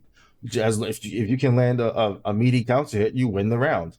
Like, those are things that work solidly in Guilty Gear because that game is a lot more fast-paced and dynamic. You can hit a combo and there's still a whole round left to fight. Street Fighter V, when it launched, between the boring gimmicks and setups and V-Trigger essentially being you were winning this round, but now I win. It was just really boring. Yeah. The timeout scams as well. The timeouts in Street Fighter 5 were insane in the first few months. I remember. Could you Cammy timeout degenerate strategy? When Cammy has a timeout strat, what the fuck did you look at this character in previous games? Couldn't you also timeout with what's his fucking name? I mained him. I don't remember the character's name because that's how little I played of 5. It's the wind guy, Rashid. Rashid had some pretty degenerate timeout strats as well. Yeah, because you could flip around the whole fucking stage and go boom, boom, back and forth if you wanted to, and it's just while it was fun to me, it got boring real quick. After okay, and Xander's looking right at me. What? Okay. That's just unsettling. Oh no! He zoomed in. A lot of the blame for 5 also, to be fair, rests on Cap Combo Fiend. Yeah. I'm just gonna that's not there. I'm just gonna blame it on a lot of it on Combo Fiend because Combo Fiend I know he was responsible for Ultra Street Fighter 4. I mean, they also, to be fair, there's a lot of community feedback of Street Fighter 4 of the Ultra Street Fighter 4, but it's extra unsettling because it's his face, and then it's his face but closer, and then it's my face. So it really gets me. Oh yeah, people can't see it, but Marc and Xander have custom backgrounds because they're bougie like that, and Mark says just delete this Zone Act 1. I love it. But I'm just casually flexing with this stuff. Devon, you're also flexing. You got the Power Ranger helmet behind you, and that's not a flex. That just shows how much of a fucking nerd I am. It's kind of a flex. It's a nerd flex. Nerds are in. You're flexing. Okay, well, I'm flexing. And now he's trying to flex with his... Xander, can I just tell you, listening to you go on and on about Zoids and your childhood, I was listening to it like it was Christmas morning. I had the 6-year-old Nintendo 64 face. It was just heartwarming. And it reminded me of when I first got into Zoid, and I wish I'd stuck with it because you just sound genuinely, soulfully happy. Yeah. It's one of the few things that I think that's the satisfies me. Fucking, you remember the Berserk Fury, the one that I coveted and ended up breaking and shit? Yeah. Here it is. Hey. We got it. He's on its back. That's sick. Yeah. See, I think that's a really important thing when it comes to making content, is having something you are passionate about and just people can feel your passion absolutely. Coming out. It's why I haven't hijacked every single episode I've been on about Spider-Man. Otherwise, we'd just be here for 6 hours. Yeah, talk about Spider-Man, which I'm down for. I know you are. I know you are. That's the second reason I brought you on. Before we jump on to Spider-Man, quick thing, Mark, did you see that Run It Back has been finally re-released on YouTube? There we go. The documentary on Chinatown Fair? SoCal Regionals. Yeah. Oh no, on SoCal Regionals.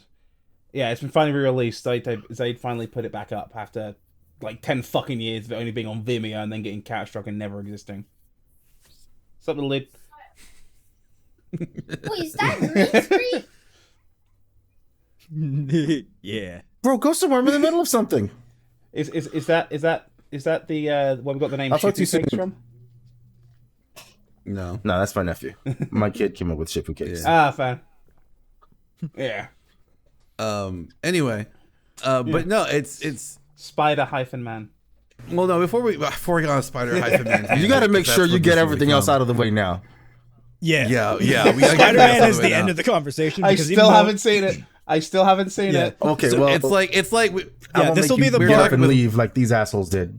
Yeah, Adam, this will be the part where if we're going to get into another in-depth Spider-Man conversation, I'll just be like, all right, Adam, this was Adam from the Insert Title Here podcast. He'll now not be in the rest of the episode. and then you can just go have They yourself... record a whole episode without me. Yeah, pretty much. This will We'll be go the on for Spider-Man like... podcast. We'll probably go on to like 40, 50, 80 minutes without you. So this will be you clocking out for the day. Me, Mark, and Devon are about to pull some overtime.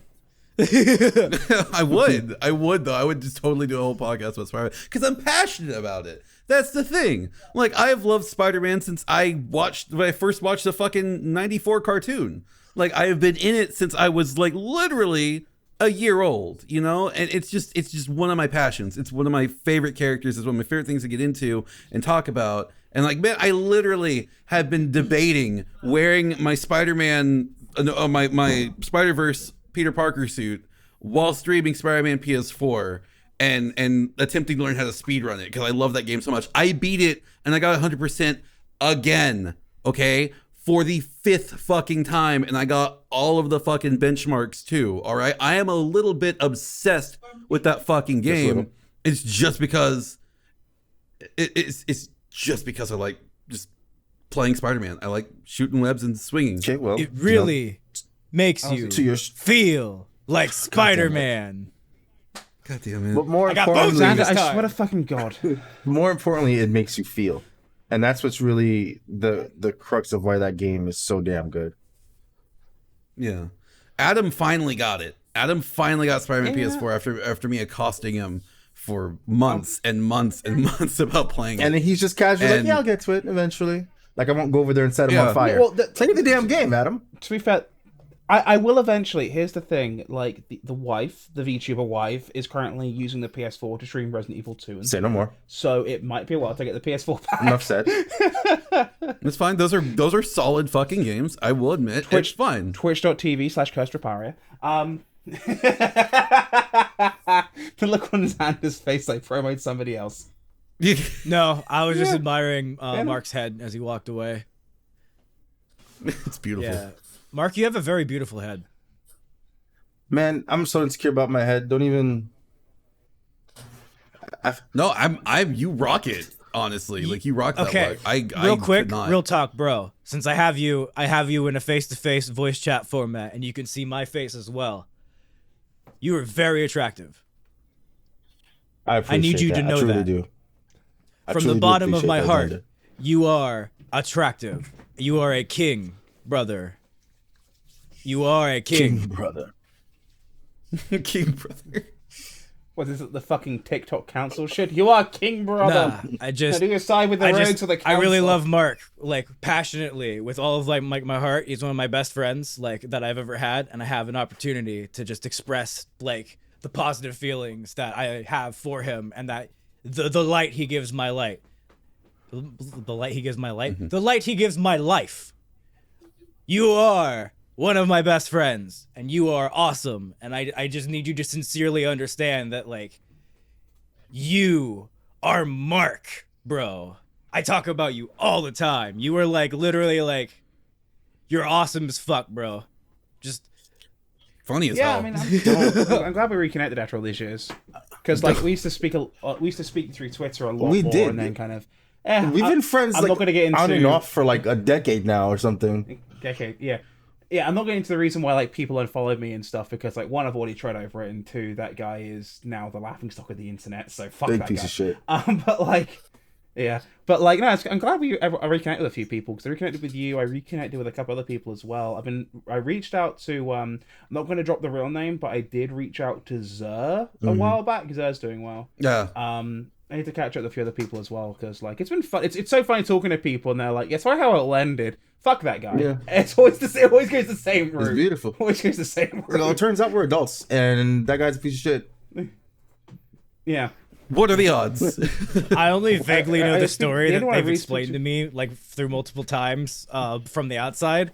It's funny because the meme that popped up around it, I'm not gonna identify it because I don't know how much we want to identify. Well, the meme popped up years after, and like it was so satisfying watching it happen in real time as it happened, because I was like, I've been saying about this cunt for 5 but I got years. exposed to the meme outside of the context of even who that person was. So I just saw this phrase, and it's just one of the most hilarious strings of words I've ever seen.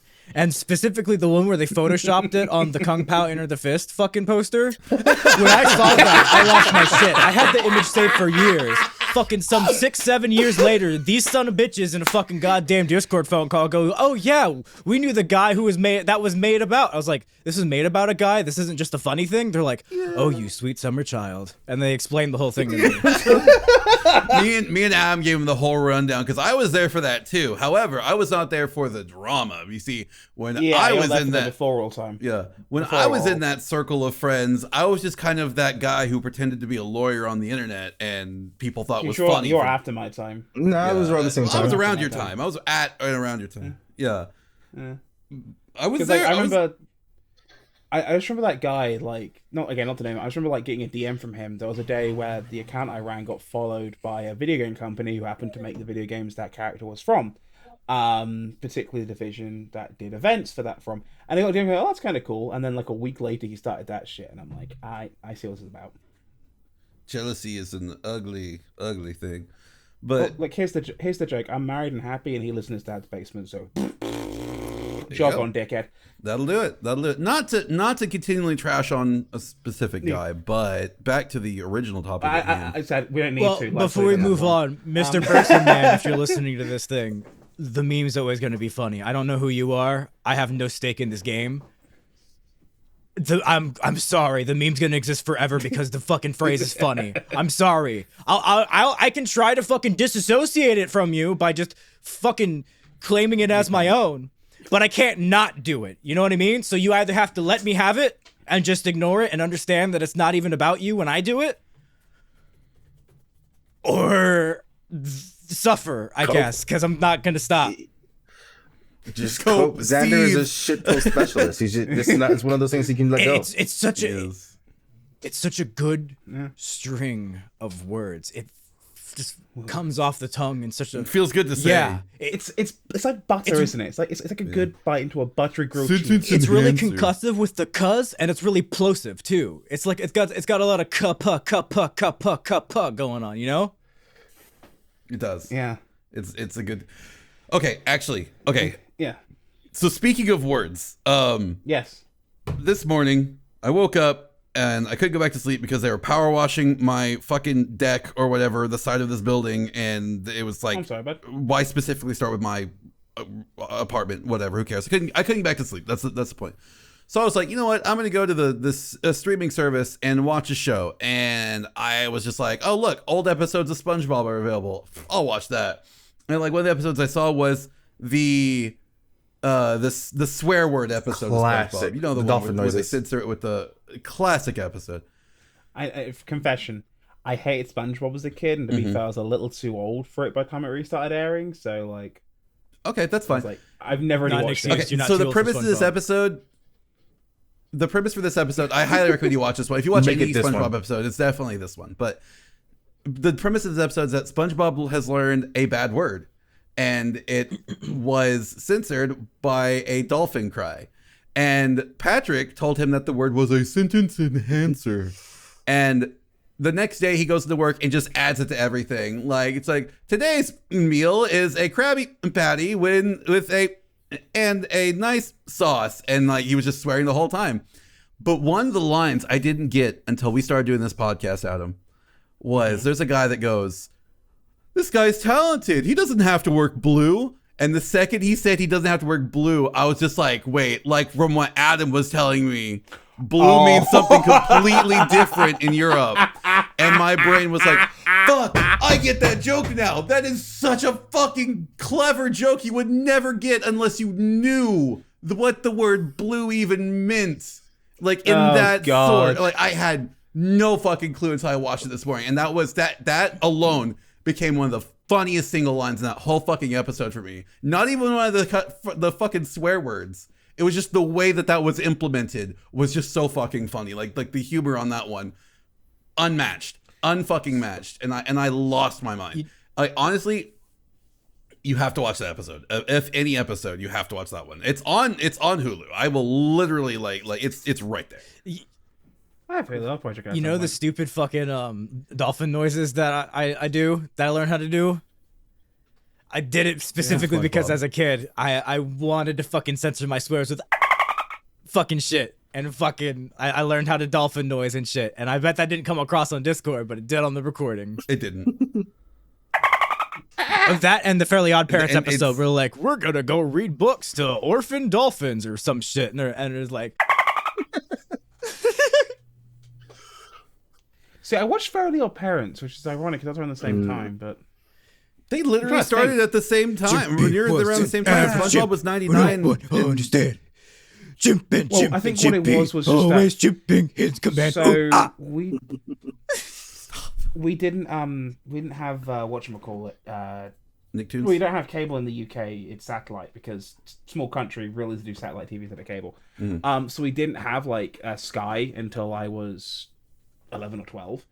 But Fairly Odd Parents aired on the terrestrial channels all the fucking time. Terrestrial. I guess the rights were cheaper than that than SpongeBob. Probably. So when in '99, when I would have been 7 or aging myself here, I'd have been 7 in 1999. I remember I'm watching Fairly Odd Parents. We were watching a fair bit of that. SpongeBob didn't really pop up in my life until I was in secondary school, which would make sense because by the time I was 11, 12 would have been UK school system for the Americans. This thing you do infant school, junior school, secondary school, genius school. They just inflate your egos right out of the gate when you're little. No, junior school. But yeah, no, fucking yeah. And then by the time we had cable, or the cable equivalent satellite TV, Sky, I would have been 12, I think, 11 or 12 by the time we got that with Nickelodeon. So like, I just didn't really watch SpongeBob at the right age, I guess. So for me, when I first watched it, I was like 12, 13. I'm like, you're that age. Yeah, I was like, around 12, 13 when it aired, and that's kind of when I checked out from all of those sort of shows. Like I didn't get into Danny Phantom or Ben 10 until much later when I went back to rewatch them and realized how good they were. Oddly enough, I checked out of all those other shows, but I still stuck around for Invader Zim. So I don't know what the hell my problem was. I'm gonna be honest. I mean, that's just Zim's a bit. I never went. That's just Zim's a bit different because sorry. Yeah, it's Johan Vasquez, and that dude's an insane I just love his work. maniac. Yeah. That Fucking was one of the times Teen Titans for me, so that's probably why I'm saying the Teen Titans. Oh, yeah. Hit me at the exact right moment. I was talking about I Teen never Titans stopped earlier. watching cartoons like ever. So I never had that phase where I was like, oh, I'm done with this, or this is too lame, or Oh, that's beautiful. I'm too cool, or whatever. So I didn't like Ben 10 just because I didn't like Ben 10. That's signed by Miss Strong, and that is not a print. That's an actual number 1. It's signed by who? Yeah.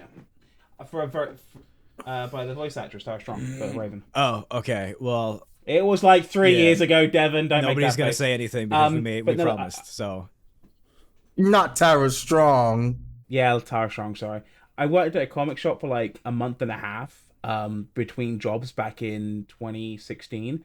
That came in one day, and because the employee discount in this comic shop was fucking ludicrous, it was like 40%. Oh, you'd just grab it. So Why I not saw grab it come in, and I'm like, yeah, I was like, what's the deal with this? And they're like, oh, I was like, does the employee discount work on like the back issues? Oh yeah. What about the glass case issues? And like they're about to say no, and then one of the other guys went, "Oh yeah, I did it because they gave me the full discount because I just bought this sword from the cabinet. They gave me 4% discount." And they're like, "Well, this guy's now said it, so we have to give it to you at the discount." 40% discount. I'm buying shit I don't even need. So, What's like, this? A single sock? It's got a hole in it. 40% off. Thank you. I think I want to say I paid less than $20 for it. I need it. Like, 40% off $40 is $4. That's a hell of a savings. That's not how that works. I'm sorry. I'm just sitting here just thinking, just like I get 40% off anything in the case. Yo, give me that random anime chick with her titties out. I want like 3 of these card packs. I don't even know what they are. And like, and make sure to throw in that fleshlight that's shaped like a horse vagina. Okay, what? You see, you ruined it. Too far. I didn't have you as a brony, Xander. Devon's in the equine affairs. I have to write an episode of quote unquote My Little Pony for a D&D game. Oh my god. Explain. All right, That so sounds one of my interesting. players, her character is a mother of a small toddler who's 2 going on 3 years old, and she offhandedly made the joke that she's into these puppet shows called My Dearest Equine, Friendship is Incredible.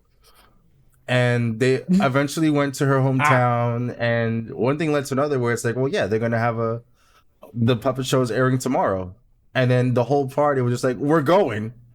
Prepare an episode for us. So now I have to write an MLP Oh episode. no. That's awesome. That's what I love about D&D, because like that shit can just go off the rails quick. It's oh god, we have some stories. We have some stories. Like the time I fucked the Me bug. and Xander have played. Yeah, you fucked a bug. That was Xander fucked a bug. He also fucked my half dragon sister. She put her tail in my ass. Yeah, and course she then did. what else did? I got her what else pregnant. Happened. Yeah. We had a kid You did. together, and then I accidentally sliced myself on my own sword because I rolled 1. Oh, that was almost Dumbass. beautiful, man. And honest. Yeah, the very first time I ever played fucking Dungeons and Dragons, fucking, I walked up in there and we're fighting these fucking. Did Adam completely freeze? No, he's still Okay, I'm still here. Oh no, he's It's- hanging we out. walked up. It's into this getting weird though, even on my end. Okay, cool. It looks like it normalized. But fucking, we walked up fucking into this fucking cave with a bunch of fucking ant people. And we're fighting them, right? And like, I'm learning how to play the game and whatever. And then I looked our DM right in the face and I said, "Can I fuck the bug?" And he looked at me and goes, "What?" And I was like, "Can I roll to fuck the bug?" And he goes, he puts his fingers to his mouth. He like goes deep in thought. And he goes, "Roll the d20." I know what that look is too. I know exactly what that is. I don't want to say no because then the game is not fun. But if I say yes, he might be having too much fun. I have to leave it to the dice. Yeah. So I rolled a 16, and he goes, "You successfully negotiate consensual sex with the bug creature. Roll the d8." And then I rolled the d8, and it was a 3. He goes, "And it's pregnant."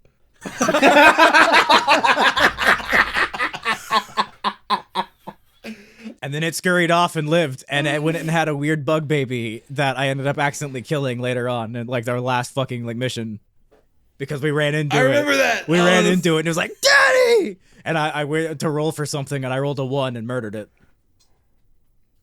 It was like Billy and Mandy with like the spider. It's like, why don't you love me, Dad? I hate you. That's the whole game, man. Choice and consequence. Jesus, that was a cartoon. That was a cartoon I watched. I did the watch fuck Billy and out Mandy a of lot as kid. too. Ooh. Yeah, that's one of my favorite I, shows. I fucking I reference think it all the what I fucking enjoyed time. the most was how unhinged Billy was, and that the Grim Reaper had a Jamaican accent. That was like my favorite aspect of the whole show. Oh yeah. Death is Jamaican, and his handler is a scary little goth child.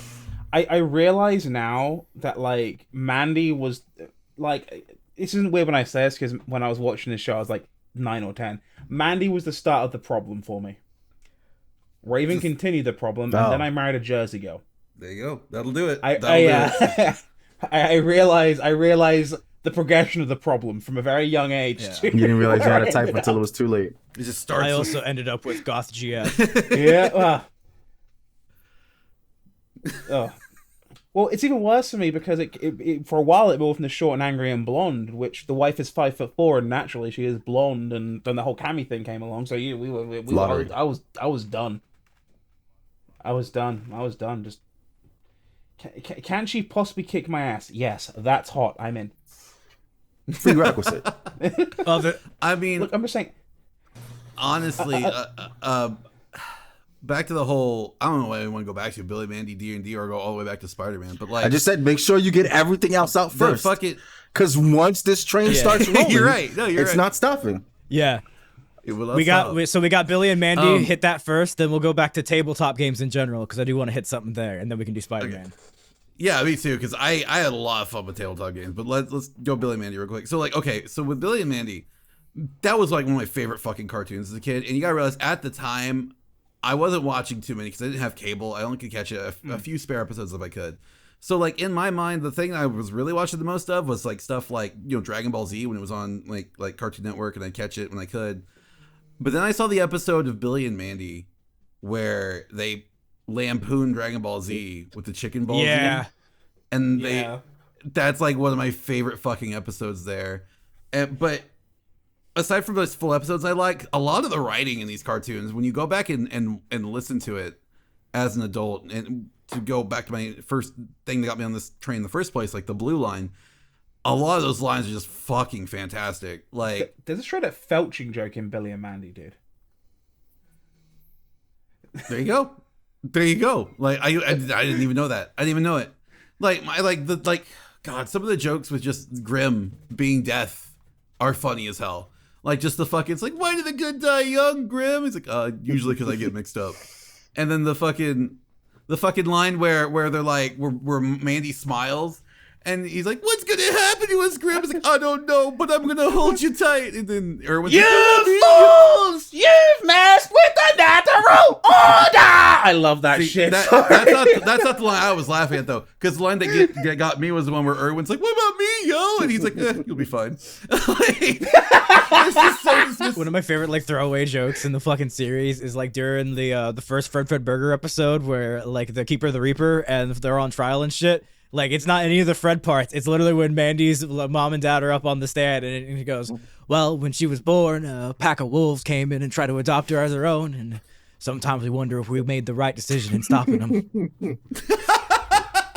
That's a great line. One of my favorite throwaway moments is, I forget what the kid's name is, but he had like a zit or a pimple, and they just offhandedly say, yeah, his thing is alive. And then it cuts to the pimple with a really sinister voice. It's like, they know too much. Take him down now. I lose my shit every single time. And it's one of those series that, like, as it aged, like, as it kept, like, going on, it didn't fucking lose its luster or any of that shit. Yeah. 'Cause, like, it kept fucking hitting and being funny, like, until it was over. It did the smart thing by dropping two shows, because at first it was Grim and Evil, you know, Evil Con Carne and Grim. And as much as I liked Evil Con Carne, I can 100% admit the premise for Billy and Mandy is a lot funnier than supervillain brain stuck in Dumb Bear. Yeah. Like, I'm sorry, but Billy and Mandy, death being controlled by two children, is the funniest fucking premise I can think of. Remember the hot spider lady in the final movie? Mm-hmm. Yes. I still say the peak Billy and Mandy episode was, I forget the name of the episode, but it's where Voltaire guested. And it was the Brains episode. Aurelia Voltaire, yeah. But Aurelia Voltaire, for those who don't know, he is a singer-songwriter who does, I would say goth comedy is probably the best way to describe his music. He's based out of New York City. Local weirdo. You definitely know him for the brains, give me brains thing from Billy and Mandy. The man's a legend, runs a great YouTube channel as well. But he's released a lot of great music over the years, and he's a friend of Maxwell Atom's, got a featured spot on an episode of Billy and Mandy. There's a whole story behind that, by the way, where Cartoon Network refused to credit him on the music video they used to air as part of Cartoons. So there's a whole shenanigan right there. But that episode is just perfect, because the whole thing is basically one long Voltaire music video. Which is great. With Billy going around the town scamming people out of their brains. And it only works because Billy is so stupid, his brain isn't worth eating. Yeah. It's amazing. It plays up. It's just so good. There's so many episodes that just play up every character the way they should be played up, and it's great. And I think that makes it a great cartoon. And even then, Billy every now and then has these just complete shotgun lines, like when his mother, the episode where his mum gets reduced back to a child, and she's like trying to tell Billy what to do, but she's like a 10-year-old, and Billy's like, I'm not taking shit from you, and she goes, but I am your mommy, and just shotguns right back with, but you're not my mother. My mother is rapidly aging and approaching menopause. Just shotgun straight across the fucking, like, Jesus Christ, Billy.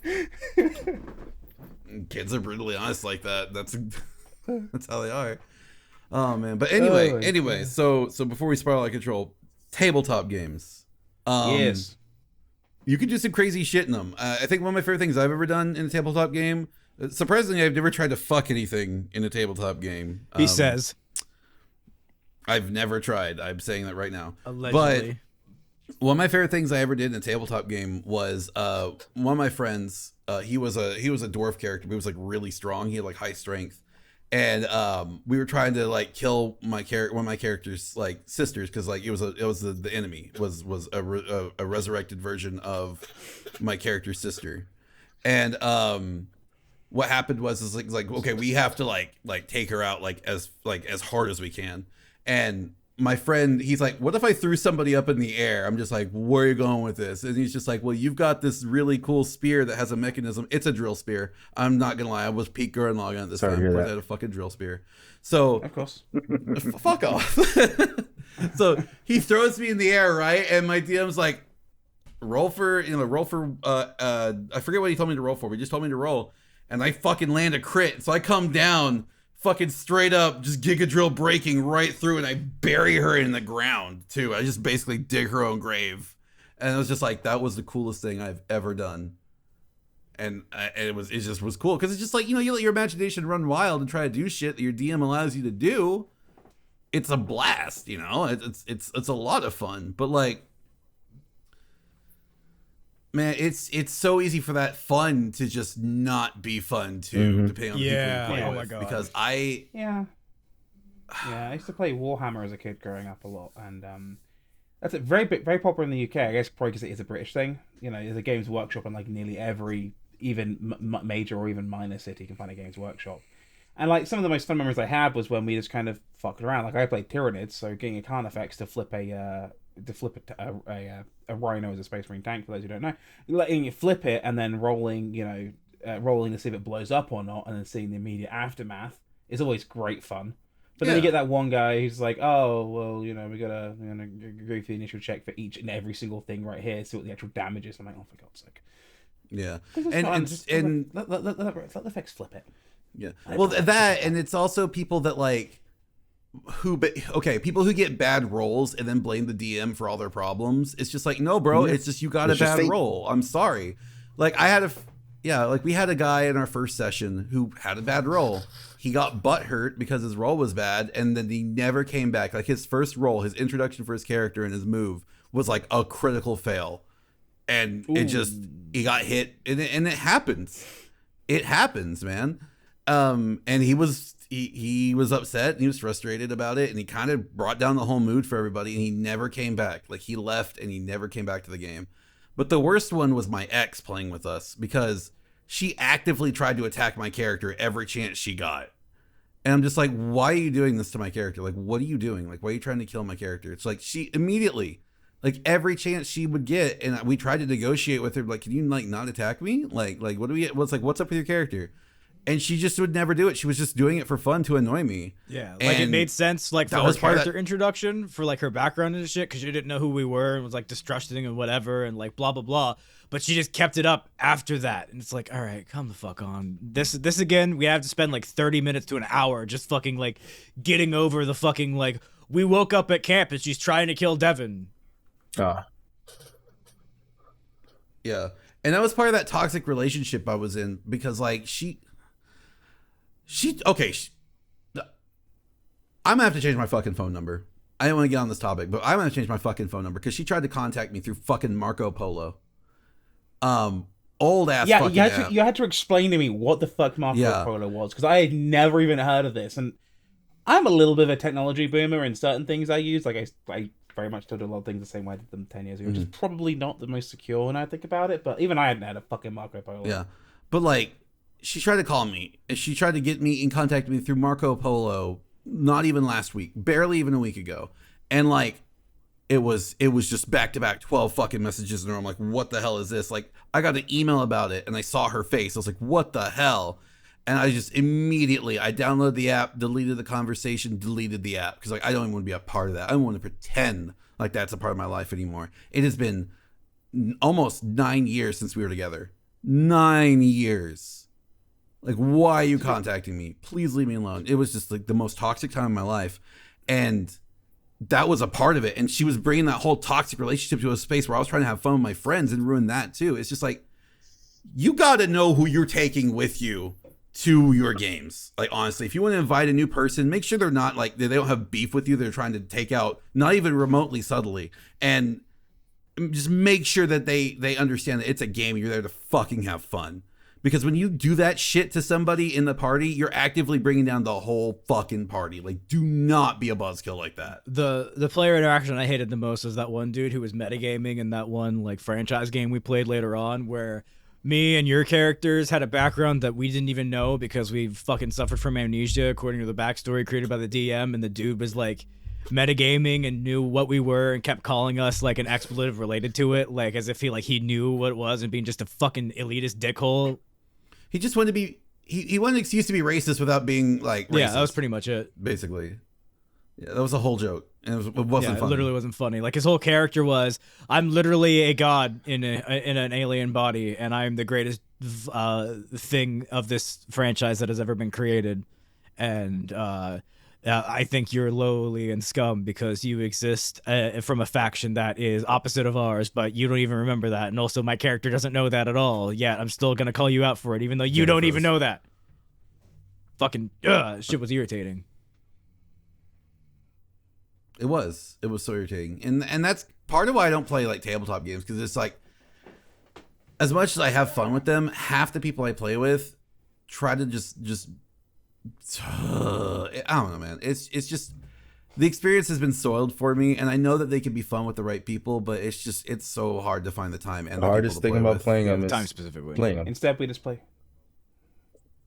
Yeah. Instead now we just play random Left 4 Dead 2 mods we find and complain about those. Pretty much. Pretty much. That's all we do. That Silent Hill one still makes me mad. Yeah. That Silent Hill one still makes me mad. I do want to try out the tabletop Cyberpunk game now. The game has thoroughly gotten me interested in Mike's whole world. It's super good. I was reading the rule books for it and the character creation, and for the most part, CD Projekt Red did their homework when it came to the character creation and the way the skill trees branch out and stuff. Like if this almost sounds insane to say, but if CD Projekt Red were to make like a Dungeons and Dragons game, they'd probably knock it out of the park. If they give it the time and craft that Cyberpunk very much should have had. Yeah, and they don't crunch their fucking workers. Did they use D&D rules for the Yeah, they did Witcher? Witcher, so it's like so, and They Witcher's D&D pretty rules. close to Dungeons and Dragons. One of those are D&D rules, like you know how the Elder Scrolls games use D&D rules and logic for how its combat system Even works. most Final Fantasy games are derived from D&D rules. A lot of them are. A lot of them are, yeah. A lot of high fantasy games are really deeply rooted in tabletop gaming. When you design a good game system, it translates across mediums. Mm-hmm. Yeah. Didn't the guy die a few years back? Gary Gygax? yeah. Gary Gygax? Yeah. I love how all three of us just went Gygax at the same time. Well, it's funny. The only reason I know his name is because of fucking Futurama. Yeah, I remember he did his cameo. It's like a couple years before he died. Pleasure to meet you. Because I remember him being in there. I remember there also being a few random D&D jokes in Futurama. Like, wasn't there a rust monster? There was a Like whole D&D episode of Futurama. Well, I know that like Bender's big one of the movies. The Bender's Big Score. Not Bender's Big Score. The second one, the imagination one, where Bender has no imagination, but they start playing D&D and he starts imagining like the entire campaign. I don't remember the name of the episode. Because Bender Big Score is the thievery one, and then there's the Beast with a Billion Backs, which is the Givo one, and there's a third one, which name escapes me right now. I think that one was the most boring of I the don't three of remember them, either. which is why I can't remember the name. The D&D one? Yeah, Yeah. I like the Beast with a Billion Backs. It's all right, but yeah, but no, you're right. I mean, when you make a game or something that technical and it's that good, it can go beyond the borders of what it was made for and apply itself to other mediums. Which is honestly, I think it's fantastic. I mean, it's called Bender's Bender's Game. game, by the way. That's what you googled it. oh, that's it. Okay.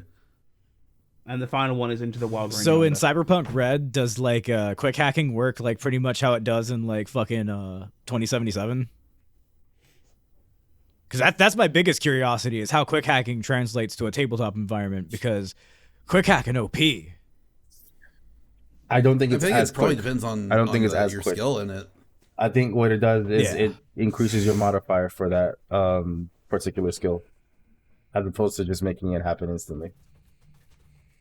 Quick hacking is OP though. Yeah, I got my intelligence up to Sounds fucking like it. 20, and I was just like, okay, sorry to get back on Cyberpunk real quick, but just right before we're on Spider-Man, because we're about to just hit the fucking spider wall. Fucking, I love the skills and how like they give you like optional dialogue and shit, and the fact that like I had like the high enough intelligence where most games where they start talking about like technological shit and in an excuse to not have to explain it to the audience, they have the character not understand it and just go, yeah, I don't get it, just whatever. In English. You know, just be done with technology. Yeah, this game lets you answer back just as technical and like improve on their plan. So if like they have like a plan to like get into a network or whatever, you can then, if you have a high enough intelligence check, you can hit a dialogue option where it's like, all right, well, that's a good plan, but here it's flawed here, here, and here. So I suggest we try to do this, this, and this. And I'm like, oh shit. Okay, yeah, that's fucking genius. I'm like, See, my brain would probably attribute that, like, because I would think of like something like that in Fallout happening, because you know your stats have been enough, and then if you go back, it's like, oh shit, you know, basically that's also a tabletop. yeah. But see, in mechanics Fallout, in that. I mean, it's made by Bethesda, so your stats don't fucking matter for that. And as long as you have a specific perk, you can just skip through the fucking dialogue, and then it just works. So, yeah, I hate Fallout. I'm sorry. oh, no, that's fine. I just was thinking just in that headspace, because I know you could put stats into things and do certain stuff. I rarely think about the perks in those games, honestly. I just think about the stats. So I don't think about the perks. Fallout 4 was you. where it really is egregious, of where you can just kind of just ignore the fucking stats and get whatever outcome you want. Fallout 4 itself, like, I don't like as a game. Like, it does not give you a lot of room to like role play or like be your own character. It's just like, hey, I'm a dad, my son got kidnapped or my wife got killed, or hey, I'm a mom, my son got kidnapped and my husband got killed, go do this thing. Oh, generic evil robot storyline. Oh, this twist at the end you saw coming. Okay, cool. And then I played it on PS4 and it barely worked. Like when I played, like it was more broken than Cyberpunk currently is. And I do want to emphasize currently, because I did not play Cyberpunk at release. But yeah, So I really enjoyed Fallout 3 when I played that through, and then I did try New Vegas, and I was like, I don't care about anybody here, and just kind of moved on from it. yeah, I don't personally care for 3, but I understand why the people who like it, so I don't really trash that one. When I say I don't like Fallout, I'm usually just talking about 4. 4 pissed me the fuck off. With 3, it's very easy to lose yourself in it, because like you're given a very, with the exception of the intro scene, you're kind of given a very blank slate to work with. Yeah. Everybody tells me New Vegas is the good one, but I can barely get it to run and not crash on any version of Windows past XP, so I have not been able to complete it, so I can't give an opinion on that. Which is interesting, because that's like supposed to be the best running one of the lot. Yeah, That's a lot. there's some That's what I steps hear. that That's what I hear. on the Steam page that list to like get it running and shit, and I think like H Bomber guy and his video on it I think goes over it or some shit too. But yeah, maybe now that Microsoft owns them, they'll go back and maybe release a patch to update it to work on fucking modern systems. One can hope. I wouldn't hold your breath. It's possible. Yeah. It's possible. Yeah, I won't. Well, I don't know. Expecting- Microsoft's been pretty good about that sort of thing recently, so you never know. I don't know. Expecting a company to do anything. I don't know. I It's don't a want to get good started thing on that. I don't to wanna make get the started right on that. decision. Do not. Want, yeah. Phil Spencer, they call you daddy. Show them you should show them why they call you daddy if you really want to be called daddy. Mark disappeared. Yeah, it's possible. Mark's just like, nope, fuck There this. is a patch. I think There is a patch for the Series X to make it run properly, so you never know. You never know. So they released a patch for the Series X to get it run Alrighty. properly? Oh, that's dope. Yeah, so apparently Adam just said they released Yeah, so like you never Adam know. said they released a Series X patch to get it to run properly on that, so maybe they will update the Windows version. Oh, okay. Me. You're gonna like for all Microsoft's flaws, I'll give their gaming division one thing, and that has been for the past few years they seem to be making more good decisions than bad decisions. Don't get me wrong, they're still making a lot of bad decisions, but they seem to be steering generally in the right direction, which is odd because we're talking about Microsoft here. Yeah, you guys know how I feel. I mean, it's with kinda weird your to say- EAs and it's your kinda weird to say they're Activisions, the doing more bar good is than pretty bad low. right now in this space. Yeah. Yeah. Yeah, I think that's also definitely part of it.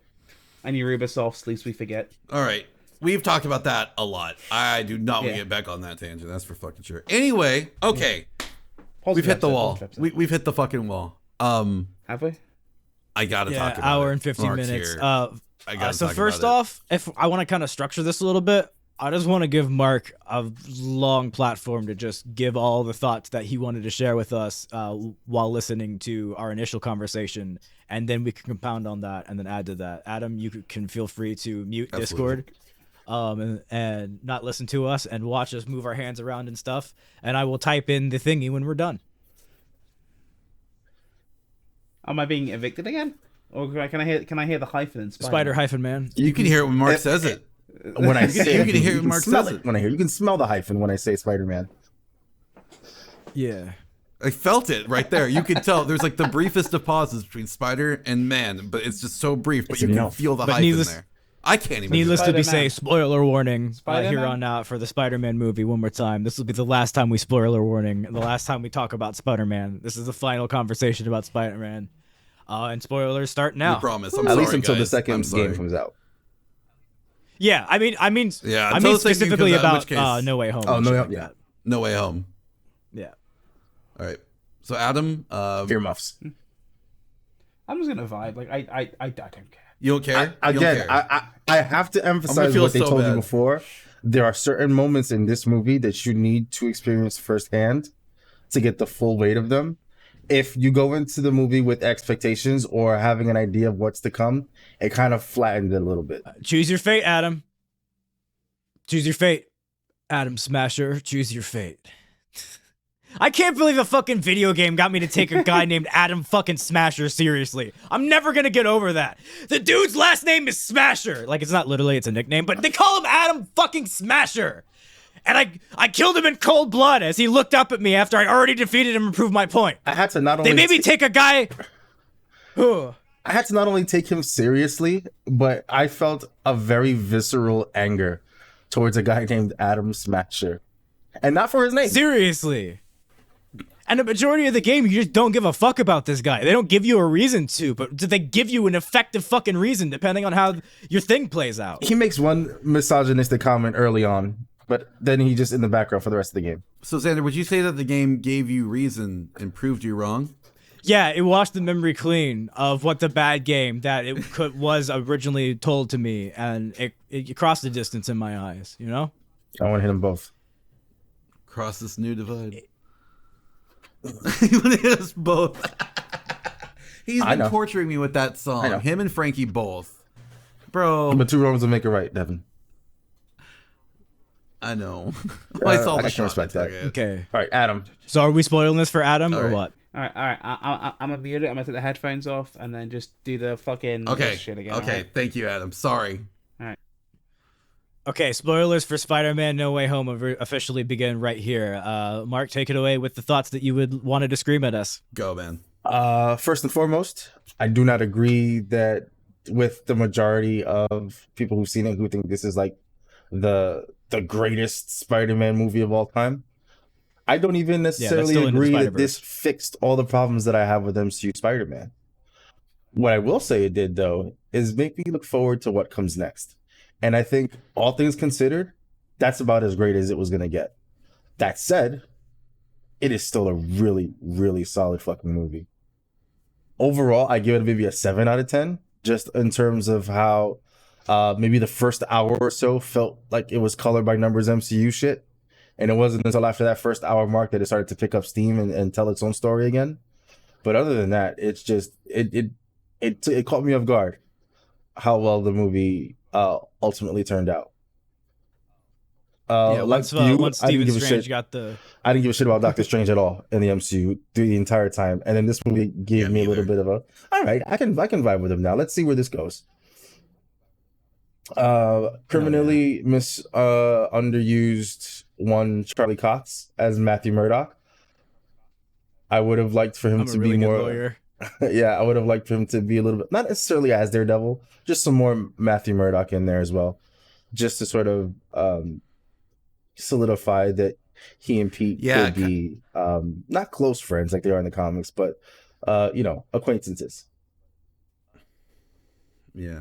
See, them speeding through the whole, getting him off from the whole charges for killing Mysterio was sped through so quick. I'm like, we could have touched a little bit. See, that's what I mean by the whole, color by numbers school MCU life. shit, where Peter Parker doesn't ever really face consequences. Yeah. Even that, something as crazy as a murder charge, was just sort of wrapped up in like a 10-minute scene, like the first 15 minutes of the movie. Isn't he actually alive though?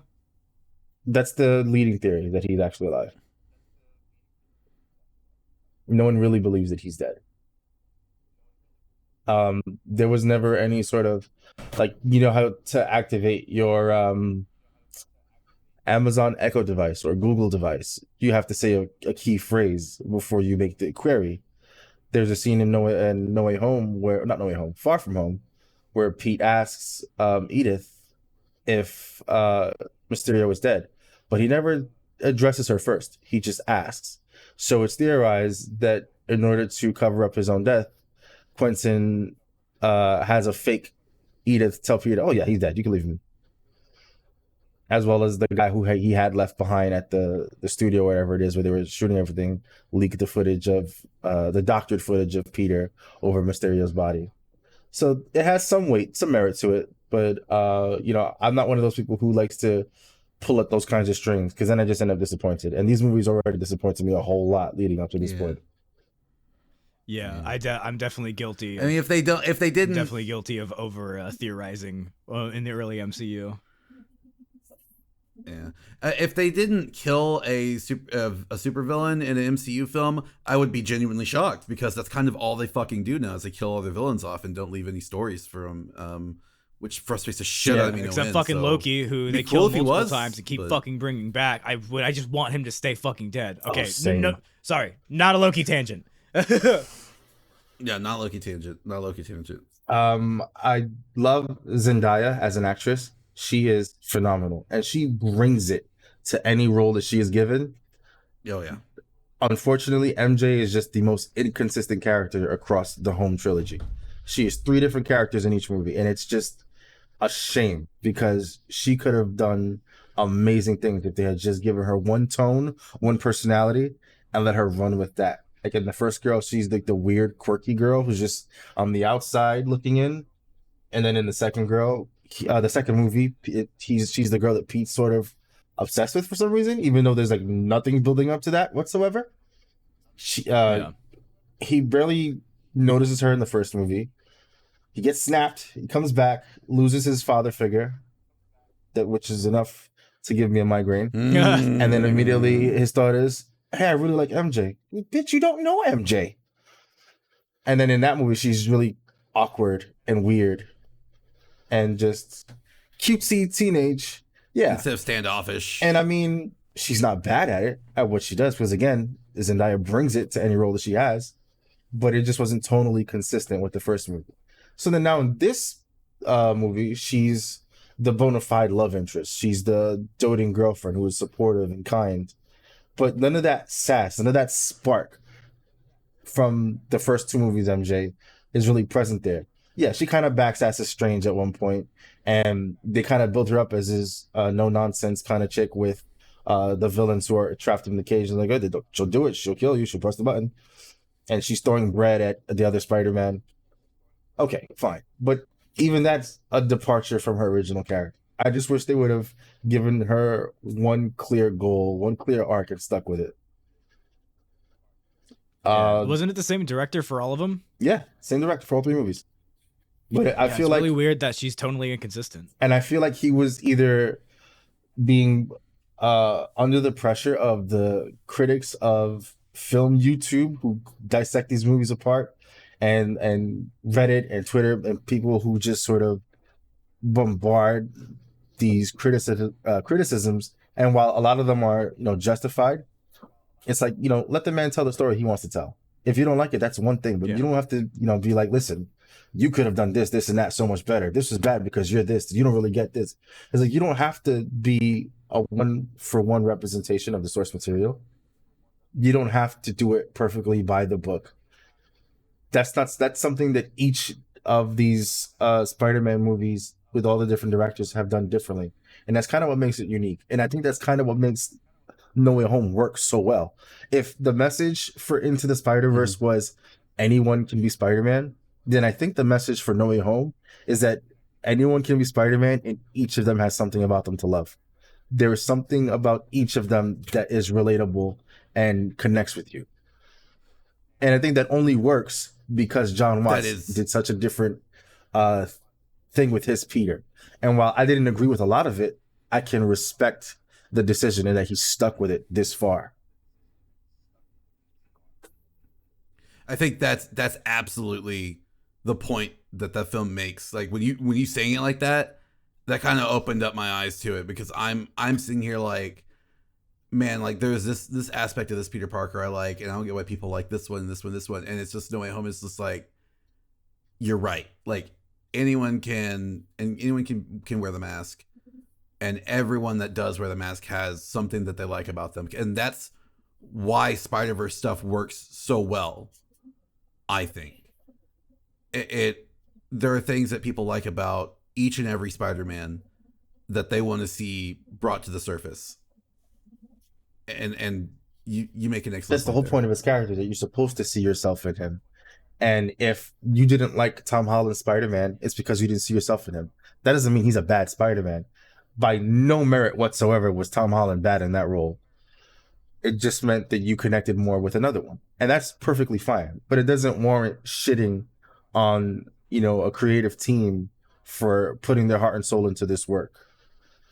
And for a long time, I was of that same mindset where I would look at these movies through the lens of a diehard Spider-Man fan who grew up with this character. Spider-Man isn't just my favorite fictional character. He's the most important fictional character of my life. So I went into this movie and all Spider-Man related media with the understanding and the acknowledgement that I am impossible to please. That is why, the Spider-Man PS4 game, shook me to my core, because I went in expecting to be disappointed. I thought I'd have fun with the swinging and that'd be it. No, that game rocked my fucking world. So that game, I greatly disliked Far From Home. Homecoming was pretty good, to be honest. Homecoming does have a lot of lull moments in it, and where it doesn't make a whole lot of sense, but it's still a pretty good story. Mm. Oh, absolutely. Xander, there's that one scene that Xander pointed out to me, the one where he's by himself and he's trapped underneath all the rubble, and he doesn't have his good suit, and he's by himself, and he has to get himself out of that situation. And I will admit, that is a fantastic fucking scene. Tom Holland absolutely destroyed. Speaking about that scene, that leads to a little segue real quick, where there was this picture on Twitter where people were like, here's where people became Spider-Man, and like they were showing Tom Holland Spider-Man like during that Homecoming scene where like he's getting out of himself. I disagree with that. I think he finally became Spider-Man in this fucking movie. I think No Way Home is like the culmination of Peter's character arc becoming Peter Parker. I agree completely. And there was something that you said before on the other episode where you guys were talking about it, where you said you can't look at Homecoming as MCU Peter's origin story. This entire trilogy is his origin story. Every single moment that he's been a part of in the MCU has contributed to this origin. And where he goes forward from now is him as Spider-Man.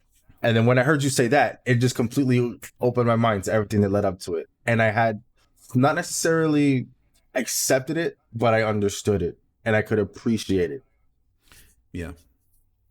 Because like me getting mad at because everyone knows I get really frustrated at the scene in Far From Home where he's at the grave and it says Tony Stark on the grave. I get so mad about that fucking scene, because in my brain, it's always supposed to be Uncle Ben. It's always supposed to be Uncle Ben, and that's just how I am. But then like looking at it through the lens of he feels like this was his fault. And when you think about it, in that world, Tony Stark was a fucking hero, like a big fucking deal in that world. And now it's gone. And he feels like part of that was his fault. And dealing with that and then losing Aunt May on top of that finally solidified the lesson that with great power comes great responsibility. And because I feel like I can accept it now. I'm not happy about it, but I can. I feel like this universe it wasn't made quite clear at the beginning, and I feel like that's why it led to a lot of frustration. But I feel like in this iteration of Peter Parker and Spider-Man, Uncle Ben died either before he even became Spider-Man, or he wasn't there for it, and he didn't hear what he's in the other universes, what he needed to hear from Uncle Ben in order to become Spider-Man and like step up from that moment. And so that's why things had been so weird in this fucking universe, because like he didn't have that anchor point. See, now, I don't fully agree with that, only because, and this is another reason why I disliked Aunt May saying the line in this movie. Peter already knows that with great power comes great responsibility. He said as much in Civil War. Because Civil War. And then he said something along the lines of, all I know is I got bit by the spider 6 months ago, and I learned that, yeah, sure, I'd like to play football, but I can't because I couldn't then, so I shouldn't now. And then, yeah, if you can do the things that I can and you don't, and then bad stuff happens, they happen because of you. So in my mind, that signifies that he has already gone through the whole Uncle Ben thing. What angered me at first was that in Homecoming, Uncle Ben was reduced to, after what happened to Aunt May, she can't find out about this. What do you mean what happened to Aunt May? That happened to you too, Peter. You know, that's a big part of your character. And then in Far From Home, he has Uncle Ben's briefcase and it has his initials on it. And nothing comes of it. It gets destroyed off screen. And then Aunt May is like, oh, whoopsie, you made a fucky wucky with the briefcase. Let's go home. And that angered me because you should be furious. That's one less thing you have to remember your uncle by. But to your point, they have established as of, No Way Home that while Uncle Ben did exist, he didn't have as deep of a relationship with him as the other Peters do. He still felt the hurt and the loss, but it wasn't to the same degree as the other Peters. For this Peter Parker, Aunt May is his rock. And it might be because he had already lost Uncle Ben. So I don't think it's necessarily Aunt May teaching him with great power comes responsibility, but reminding him.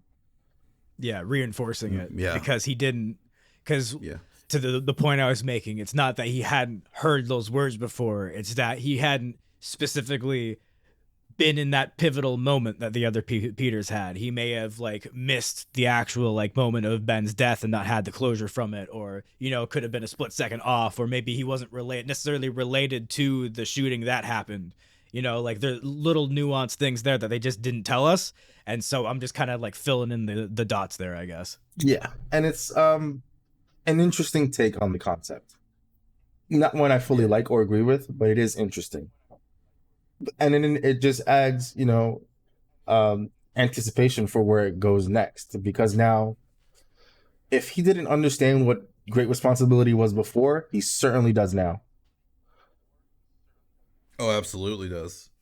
He had the ability to fix everything by getting rid of everything that he had. And that was his responsibility. And because he had that power, he had the responsibility.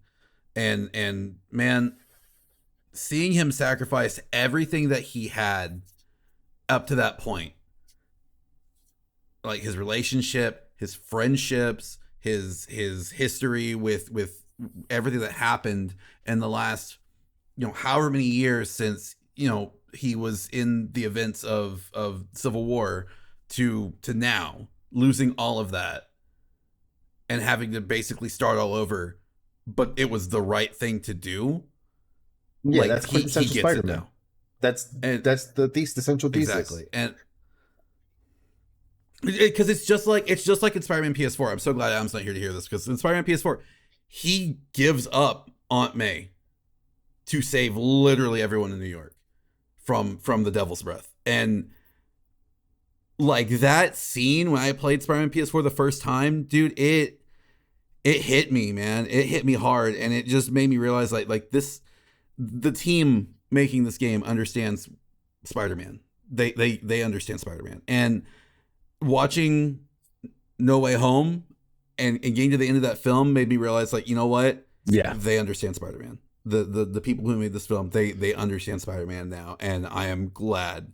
And just there's so many things in the film that just made me happy, you know, like just watching them get just the whole scene where the older, wiser Peter Parker, you know, the friendly neighborhood Spider-Man is just talking with younger Peter, you know, that he's like, you know, we got to save all of them. It's what we do. It's what we do. And that line made me even feel feelings that I was feeling when I was watching Into the Spider-Verse, that it's what we I fucking do. sobbed when he said that. Sort of I'm gonna thing. be completely honest with you. I let out the Yeah. grossest, wettest, fucking just most pathetic sob when he said it's what we do. I was like, it's Peter. Yeah. It's just because that, God damn, it's just probably my, I'm trying to keep my thoughts under control here before I like just gush, man, but I'm about to just fucking Let it out, man. Let it out, Roger. Let it out. Okay, I love Into the Spider-Verse. All right, I'm literally looking at my Into the Spider-Verse Peter Parker pin in front of me. Like watched it I yesterday. have it here all the time. And it's one of my favorite films. Yeah, I like, it's one of my favorite films of all time. It's a comfort film for me. I listen to the soundtrack all the time. I just love it. And seeing Miles learn how to become Peter Parker, or not Peter, well, let me change that. Seeing Miles learn how to become Spider-Man. I try not to say Peter Parker Spider-Man and then this Spider-Man, this Peter Parker. This is, I got my wires crossed, so I apologize. So watching Miles learn how to become his own Spider-Man in that film and learning what his responsibilities were and what he needs to do to be his own Spider-Man, and then watching No Way Home, and watching the scene where Tom Holland's Peter interacts with Toby and Andrew's Peter and learns from both of them the way that Spider-Man needs to be. I've always submitted that that's what it would take for Tom Holland's Peter Parker to really get the lesson. The others would have to teach it to him, because I feel like only Peter Parker could convey it the way it needs to be heard. And I know that a lot of people's favorite scene is where they're just goofing off and having their little Peter Parker chats. But the scene, like just before that, where they go to console him on top of the school after Aunt May dies, that scene choked me up so fucking much. Because hearing Toby's Peter say, it took me a long time to get out of that darkness. I got what I wanted. I killed the guy who killed Uncle Ben, and it didn't make it better. And then to hear Andrew say, I got bitter, I got mean, I stopped pulling my punches. God. And it's like, it always gets me. And that you hear him choking up as he says, I just don't want for you to become like I did. Powerful. That dude, that fucking scene when he was talking about just like what happened to him after he lost Gwen. Dude, the part that makes that scene even worse is the fact that he doesn't listen to him. He chooses he's gonna kill fucking Goblin. And the only reason he does it is because he's not fucking getting it. Yeah. And then what's beautiful about it is that, first of all, if I wasn't dying for a Spider-Man 4 or the Amazing Spider-Man 3 before, hearing that's how they turned out, how they've been since the end of their last movies, I'm so interested in seeing that universe now. Oh, absolutely. I'm invested. But now, I need because and Xander, to your point, something that you brought up, that if they were going to do a Felicia Hardy, it should probably be part of Andrew Garfield's universe because of that rage and uninhibited anger. Those are traits that Felicia Hardy is genuinely attracted to in Spider-Man. And I can definitely see a story where she has trouble separating Peter from Spider-Man in a moment where in his anger, he can barely separate himself from Spider-Man. There's a whole lot there to work with. I wish they would. There is. They never call me to write Spider-Man I stories, so I'll just shut the fuck up.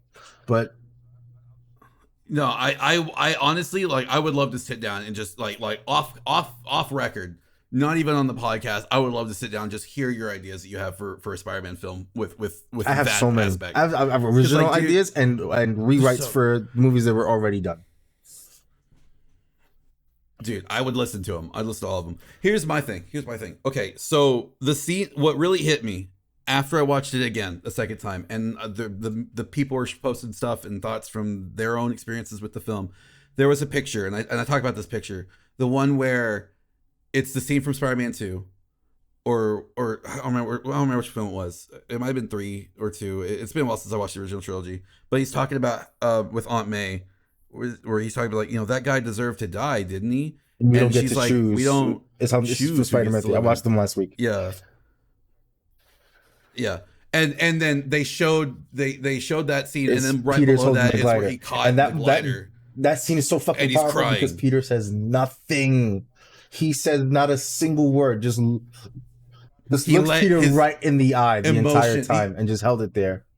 And so much of what was said was not with words. And it was just excellent. Exactly. So And why are always the best scenes? The best scenes for Tobey Maguire scenes are the scenes where he says nothing at all, and you let it hang there. You just let it fucking hang there. Like Spider-Man 2, when he tells Aunt May the events of what happened and that Uncle Ben died, and she just pulls her hand away, and it's just pure fucking silence. the And she just facial steps away. acting in that One of the scene best is just fucking perfection. I submit, if you were to just make a scene that was just that little 4-minute exchange, Oscar nominated. And just I forget the Rosemary Harris, the fucking GOAT. Like, honestly, just in the way, the pain in her eyes and the single teardrop as she takes her hand back, waits a moment. Like, it's not even immediate. She waits a moment as if Peter's gonna say, that's not what happened. I'm just kidding or something. And it doesn't come, so she stands up and walks away. That shit is just heart-wrenching. There. And the scene just hangs there. It doesn't. It does, because you're left there with Peter alone. Yeah. This is how Peter usually is when you think about it. Peter being alone is like, God, I want to phrase this properly without it sounding weird. Peter being alone is kind of peak Spider-Man for me. And he has a lot of friends. He has a lot of allies and a lot of people who help him out, but he is so hurt from the people that he's lost that he pushes people away. He's like, I'm going to do this on my own. And seeing Peter by himself, and for once it wasn't because he tried to push someone away. He tried to be honest with them, and they just left him like that. That scene is like that peak Spider-Man for me. And to bring it back to No Way Home, it's sort of the same thing. He lost his Aunt May and he had to be by himself, and now he is by himself again. Like, the person Peter Parker is by himself again, and he didn't he tried like the last scene in the movie where everyone's lost their memories of Peter, and he goes back into the coffee shop and he's gonna go talk to MJ, and he sees that scar on her head, and he's like, man, I hurt her. I did this. I can't just bring her back into this life like that. I can't do that. And you see it all in his face. Like that entire, all that feeling is what I got from just looking at his face. And it's crazy because he's smiling in the scene, but you still see the pain behind it. Like, he comes to the realization. Yeah. He's grown so much that all it took was him looking at the scar and the bandage and knowing that's because of me. She doesn't deserve to go through that stuff again. Neither of them do. They're better off. They're happy now. I shouldn't ruin that. And it's sad because that means you have to suffer, Pete. But you're doing the right thing. And anytime you have to suffer because you do the right thing, that's Spider-Man. Yeah. Fucking exactly. When I first saw the movie, I thought maybe it would have been a bit more compelling had Tom Holland actually killed Goblin. But now that I've had fucking time to think about it and like dwell on that, I am so fucking happy Norman got saved, dude. He didn't fucking deserve that. Yeah. Shit. That's another thing we didn't even think about. That is the fact that he said not only did he not kill Green Goblin, but he saved literally the people the other Peter Parkers couldn't save. He saved Norman. He saved Otto. He fucking saved Curtis Kurt Connors again. He saved fucking Flint. He fucking Max, who fell into a vat of eels. Max. I was gonna say Max. And I appreciate I fell into a vat of eels. When they got themselves, I don't want to say fixed, because much like they say in the movie, that implies that there's something wrong with them, and there's nothing wrong with them. They just either made some bad decisions or had a bad go of it, and it wasn't really something that they planned. So yeah, when he saves them, you can tell that they're all appreciative of it, even though leading up to it, they felt they were being trapped or forced into something. There's that moment where Flint looks like he's not sure what to do with himself, and he's back to normal, which is something that he didn't get at the end of Spider-Man 3. And Peter tells him, "You're okay. We're gonna get you home." And then look on Flint's face as the fucking Danny Elfman music plays, which teardrop instantly. Fuck, dude. Oh god, man. Okay, I want to go back to what you're talking about, but the music. I was listening to some of the music that was released online. I was sobbing, dude. I was so upset. And Xander's like, "Are you okay?" I was like, "Dude, I can't share this with you because you haven't seen the movie yet. But fuck, I'm crying over here because of this fucking music." And dude, okay, that was fantastic. The leitmotifs from both the films. God, that got me so hard. Anyway, back to this though. Yeah. So when the look on their faces when they were helped, when they were saved, and each of the Spider-Men being able to confront that after they were saved. I loved Otto and was Peter. Fantastic. Like the scene when where they reconnect. God, dude, that scene. Otto is like, "How have you been?" And then Peter said the exact same thing he says in Spider-Man 2 when he's introduced to Otto. He says, "I'm trying to do better." And I feel like that went over a lot of people's heads. But as soon as I heard it, my chest started to feel a little bit heavy. Eyes got watery. And it's like, you have to think of it as Otto is pulled from right before he died. But this Peter has lived a little bit. There's a lot more there. So for his answer to still be, "I'm trying to do better," speaks volumes. Super good. Oh God, yeah. And just fucking I just can't stress enough how Norman Osborn in most continuities is a piece of shit. And like he's a piece of shit before he ever becomes Goblin. And like you can call him a villain before like he ever like becomes a supervillain. But in Raimi's, he's misguided. He's a little harsh. He's a little cruel, but like he's human. He didn't deserve to have that happen to him. There was nothing villainous about that Norman Osborn before all that happened to him. And the fact that he's now allowed to his last moments live. Yeah. His last moments in Spider-Man 1 his last words were, "Don't tell Harry." Like he was thinking of his son in his last moments because he didn't want his son That's to what it is all that. about Spider-Man 1 Like is that Willem Dafoe, first of all, even in this movie, was like the standout performance. Oh but yeah, in every Spider-Man 1, and this just speaks to his skills as an actor. Norman Osborn and the Green Goblin not only have different voices, but when he's speaking as the Goblin, you notice that he'll tilt his face down and sort of just like sneer at you a little bit when he speaks. So the whole time he's talking to Peter using the fake Norman voice, where he's like, "I've always been a father to you, be a son to me." He's doing it with that same face. And it's not clear to the audience, that probably not at a first glancing, but it is the Goblin pretending to be Norman. And there's only one line in that whole part where it is Norman being Norman. And it is when he looks up with the regular face and the normal voice and says, "Don't let him take me again." And it's just beautiful. So that when he dies and he does do the "Don't tell Harry," it's with the genuine Norman voice. It's crazy. And again, he wasn't the supervillain the whole time. He made a bad judgment call because he was afraid that he was going to lose everything.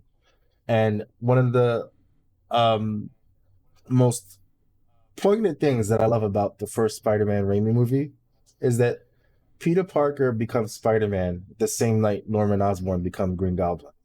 And you get to see that dichotomy of what happens when you choose the wrong path and when you try to do good, and what happens when they collide. And I'll always submit that those movies, they still hold up so fucking well in that regard. Yeah. They do. I watched them. Last time I watched the trilogy was right before, I want to say, Far From Home came out, because I was just like, you know what, I'm in a Spider-Man mood, and I just gotten Spider-Man PS4 because I think that was around the same time.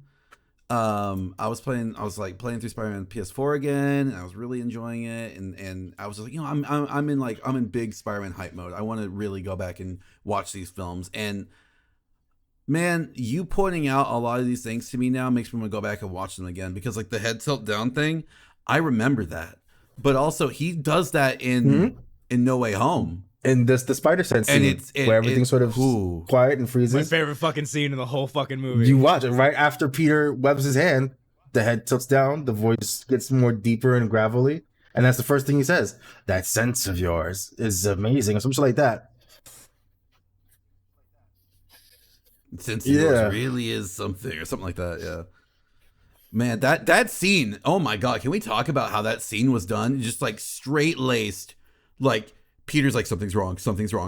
What is wrong? And like Otto's just like genuinely concerned, like, Peter, are you okay? Like, what's going on? Everyone's like, and he can't what's going answer. on? What's happening? And he he's can't just answer like, because like he's literally caught in this sense. He's trying to figure it out. People are desperately like, what's wrong, Peter? And it's like the more they ask him, the more he can't think, the more he needs them to stop. The anxiety, the tension rises. It's like, please, for a second, stop asking me what's wrong. I'm trying to figure it. And then bam, he figures it out. It's one of the few times in the movie where I can't predict what's about to happen. Oh, and yeah. I was like, and what that's is really this? great. I was like, wait a minute, why are they doing this now? Everyone seems to be on the up and up. Is the lizard up to some shit? Is he about to pop in or something? Because they left him in the van. I've never been happier to be wrong. Yeah. yeah. There was honestly one of the best scenes in the movie. And I Like, appreciate hands down. so fucking much Oh my god. that they have emphasis on the spider sense now, where they didn't before. And they still call it the fucking tingle. But I guess I have to accept it now. I hate that. My favorite thing about the spider sense that was used in this movie was the way that the spider sense was used in the Doctor Strange scene, where he's trying to take the box from Peter, and his body's reacting, and he's like, that is so cool, because Peter didn't even realize it's just like his body's doing that without him thinking.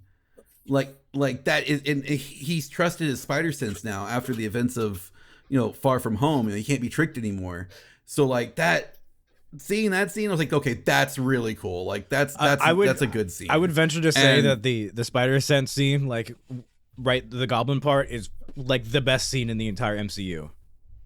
Just the pacing, the shot, the way it's fucking lined up, everything about it, the way it made me feel like, as far as singular individual shots go, it's individual scenes. I'm not talking about like, the whole, because there's going to be moments in the MCU that hit harder emotionally. Oh, like, yeah. As much as I don't like Endgame, the fucking Captain America getting Mjolnir, fucking I screamed in the theater. I don't care. Fucking like emotionally that scene's awesome, but from just a pure technical fucking like how this thing made me feel and is shot and pace and stuff, that spider sense scene is like, fucking a masterpiece. You feel the music stops. It gets completely silent, which only adds to the tension.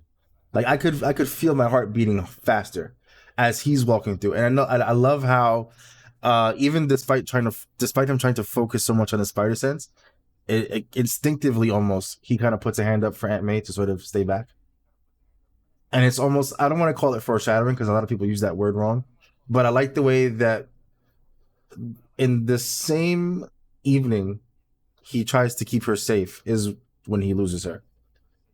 Yeah.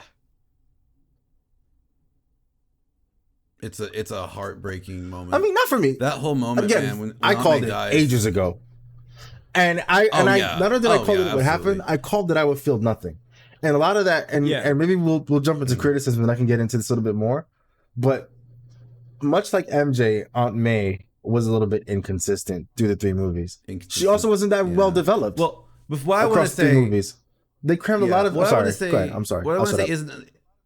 No, that's good. What I want to say, it's not that losing Aunt May. Oh my gosh, I've lost Aunt May. That sort of thing. It's not like, that's not what hurt me in that scene. It was that he had lost Aunt May, and then he had guns pointing at him, and he didn't have a chance to do anything.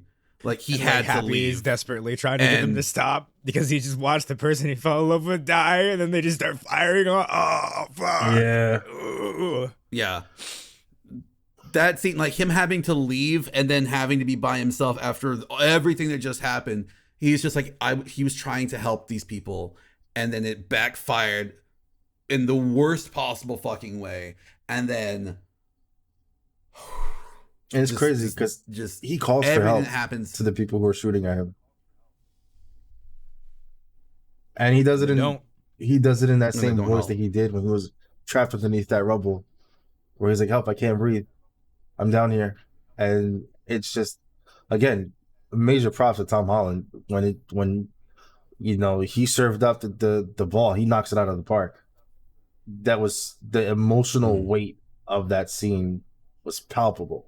And while the whole Aunt May death didn't really affect me emotionally, I can appreciate. I get why it's emotional. I get why it was sad, even if it wasn't sad to me personally. Yeah, because like I barely knew who Aunt May was as a fucking character as far as the MCU goes. Because like you said, Yeah, she was just Peter's MILF aunt. That's all she was. Yeah, she was. She just set a a fucking feast MILF, in No Way Home out of nowhere. There was no build up or rhyme or reason to that. Yeah, like what the fuck was that about? And can we just talk about really? Like, well, no, wait. Feast was in. No, it Feast wasn't. was in It Far was From just Home. some wasn't it? Salvation random Army was in unnamed, Far From Home. Unnamed, yeah, it was Salvation Army. It was just some shelter, and now all of a sudden So she's in Feast. Why didn't they just go to Feast? Why didn't they just Yeah, make that or Feast? So you remember when that article came out? Yeah. You remember when that article came out that we talked about it on the podcast, I'm pretty sure, where they were like it borrows a few things from the PS4 game. I was like, all right, she's gonna suddenly work for Feast because Salvation Army is a homophobe, transphobe organization, and she's gonna die. And yeah. And on her grave, it has the Word help someone, for you help fucking word. everyone. Like in One of the moves that Peter for does word. to Norman in that final battle was one of his finishers in the PS4 game as well. Peter's shitty apartment looks strikingly like his apartment in the PS4 game. There's a lot of shit that I noticed that they borrowed from the PS4 game. You noticed it But too. so that I don't called in necessarily mean advance that as like a criticism. when people were talking about the new suits they showed in that trailer. I was like, that's probably just the black and red suits insides, and I was right. I didn't think it'd be inside out. I thought maybe they would have the top layer stripped off and then some device that Strange gave him, which it was, but it wasn't just inside out because it got like green shit on it or something. Cool, I called that. And then the suit at the end was just a hybrid of the Iron Spider suit and his black and red suit, which it was. So I felt like going into it, let me just get this over with because I already know most of what's going to happen. And again, that first hour was just, it was setting me up for disappointment. And Scooby-Doo this shit. Fuck that line, man. Please, Scooby-Doo this shit. Like, nothing against Mr. Cumberbund. He's fantastic, but I don't see why the MCU felt the need to make every single character a quip machine that just aces at comedy for every single movie. Because then what happens is when you have to put them together in these crossover scenarios, they kind of overpower each other, and it's like, well, who am I supposed to take seriously? So yeah, if I could just get into before I get into criticisms.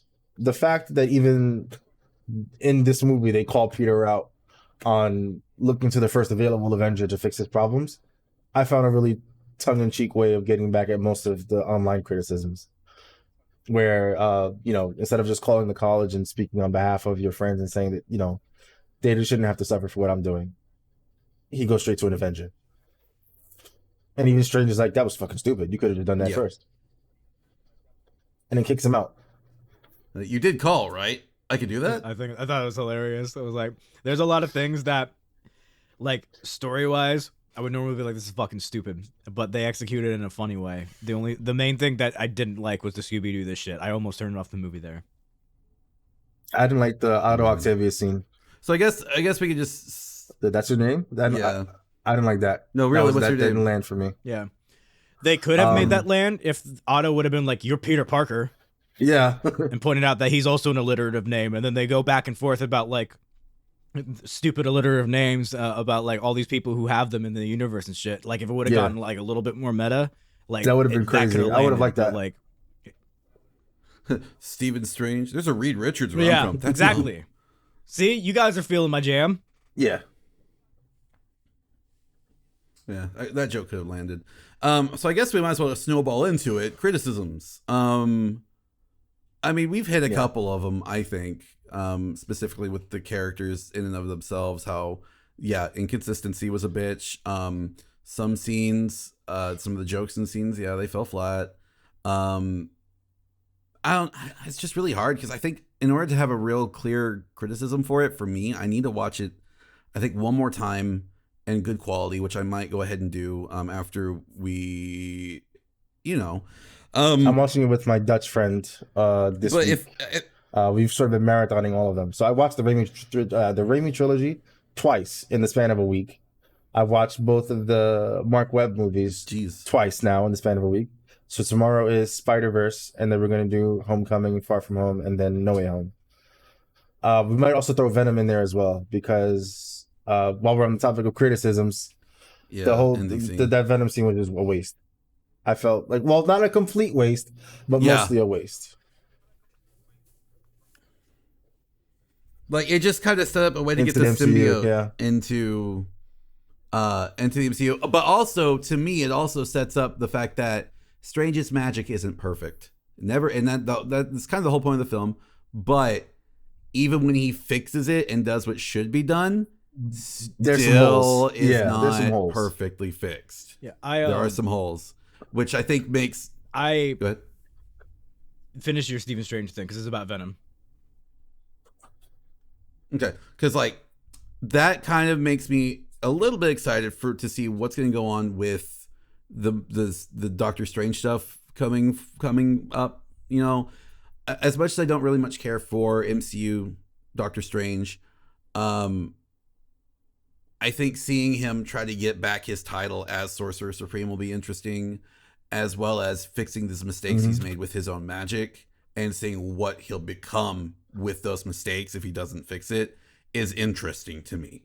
And I want to see how that affects what's happened in the MCU going forward. Aside from that, though, other criticisms I might have, you could have given us a better look at the last suit, I think. I would have liked to see more than just a brief like that. And you blink I and it's gone, appreciate that he made it himself. I'm not super in love with the design. I think the blue is too shiny. It looks like one of those really silky, velvety materials that you buy at a fabric store when you're making something for a quinceañera. Yeah. So I'm not sold on it just yet. No, but I would have liked to see it just a little bit more. I do, and I'm with you on that boat too, because my main gripe with Peter Parker in MCU has always been he's never made his own shit. You see him make the webs one time, and that's it. And then it's just like, well, he made his own suit in Far From Home. Yeah, he made his own suit with fucking Stark tech. It's not the same. Yeah, and now he's actually finally made his own suit. And I love that he designed it to appear just like the suits of the other Spider-Man that he learned from, like his mentors or the ones that came before. And I appreciate that so much, as opposed to him making it look really cool and me too, and sleek and modern. Like that, I do appreciate, but I wish we could have seen a little bit longer, because like all the other Spider-Man films, they kind of have like that hang on film, like that hang on scene at the end that you want to see. Even the games have that just like that little brief moment, just like a right at the end after a really good swing. Like, the fact that it was done at night made it even harder to see the snow effects and stuff. And it's like, we didn't really get a chance to see it all that well. And then at the very end, it just zooms in really close to the eyes and then cuts to black to the credits. That's it. Yeah. And then the other thing I had a big issue with was, of course, the beginning of the film. Like you said, the first hour is just kind of meh. And we really just kind of reduced the whole LOL, Peter killed someone and said he's out there as a big kind of just a joke. Like, I'm a really good lawyer. I'm like, I want to see that charge. I play Ace Attorney. Show me how you fought that case. Yeah, I play Ace Attorney, bro. Show me. I want to see it. I want to hear the objections. Dragged out the fucking Peter going to court fucking shit. That would have lost me right there. That would have been boring as fuck for a Spider-Man movie. I don't want to see that, especially not for the crossover one where I'm only seeing it because Andrew Garfield's in it. You know what I mean? Like they knew their target audience with It that. wouldn't have needed to I take up get the whole that. first hour. They could have even montaged it with Peter narrating it. Okay, all right. Yeah, I I'll would've been okay compromise. with that. You can do that as long as there's a scene where Daredevil is on the back of a bull and Peter's also on the back of the bull, and they look like they're having the time of their life because they went to the fair one day on their off time. There's that big I just iron wanna see bull them on have Wall fun. Street that works for that. Okay, I'll take it. But yeah, I wanted to see more of that because yeah, that's a fucking murder charge. That is some serious business. I mean, getting off from a murder charge, like how many jokes do we make about fucking OJ Yeah. to this day? Like, come on. Like you don't just get a murder charge like, oh, I'm a really good lawyer and you're out of it, and then you go to school the next day. That's But not, OJ that had is a really not how good that lawyer. works. What's the better OJ joke than saying I'm a really good lawyer? That's true. Jesus. Anyway, that I would have liked a little more seriousness in that. I mean, some of the jokes did land, but a lot of them just don't, and they just don't take enough seriously, I guess, in the film at the beginning, and they kind of just play up a lot of the jokes, like the fucking Hannibal Buress coach. Nah, he's a murderer. Being a I- fucking He's like, like yeah. he did this like, I'm not himself. sure. You murdered that dude. Still was right. You're a war criminal, some shit like that. Yeah. It's just, I don't know. It's just, I don't know. There's a lot of the jokes that just don't hit, and not every Yeah. joke is going to hit. I will admit that. But like, man, there's some stinkers. There's some real stinkers there. I think that the Electro, okay, so a lot of the build up to the whole conflict was that everyone who was brought here knows that Peter Parker is Spider-Man, or died fighting Spider-Man. How's Electro Electro? doesn't know that Peter Parker is Spider-Man. yeah. Electro Yeah. also didn't. Technically, Gwen killed Electro. Yeah, so Electro also- dies in the conduit before fucking Goblin comes and goes, Peter! And so he never knows Yeah. that Peter is fucking Spider-Man. So that was you were completely right. Weird. Sandman not only didn't die, but ended on good terms with Peter. Lizard was cured and sent to jail. Didn't die at all. Was also relatively on good terms with Peter. Saved his life. So I'm not sure what the commonality was between all of them, other than the studio has to put at least 2 villains from the other movies in this movie. Sinister Six. I wouldn't even say it's a Sinister Yeah, Six film. it's- 'Cause these it's Sinister more like Six the films, they're Fearsome all Five. there with the express purpose of killing Spider-Man. So that was a little bit inconsistent. Laugh at my but joke. it's one of those things where it wasn't that great. It was one of those things where you had to just overlook it for the sake of progressing the plot forward, which I get, but Yeah. it's still something I have to take points off for. Yeah, and you know that is, I think, the biggest criticism that right there was just like they kind of finagled a lot of shit in there that shouldn't have worked and yet did, like the magic Tony Stark machine, in Happy's apartment. Like that was kind of dumb. Like I get that was a way to get Peter the tools he needed to help all the villains. I get why it was there, but the fact it was there, the way it was implemented, was kind of a way too little convenient. bit dumb. Don't tell me in the beginning of the movie that all of the Yeah. Stark stuff has been subsidized and taken by the government, and then in another one, tell me, oh, Happy held on to a bunch of shit.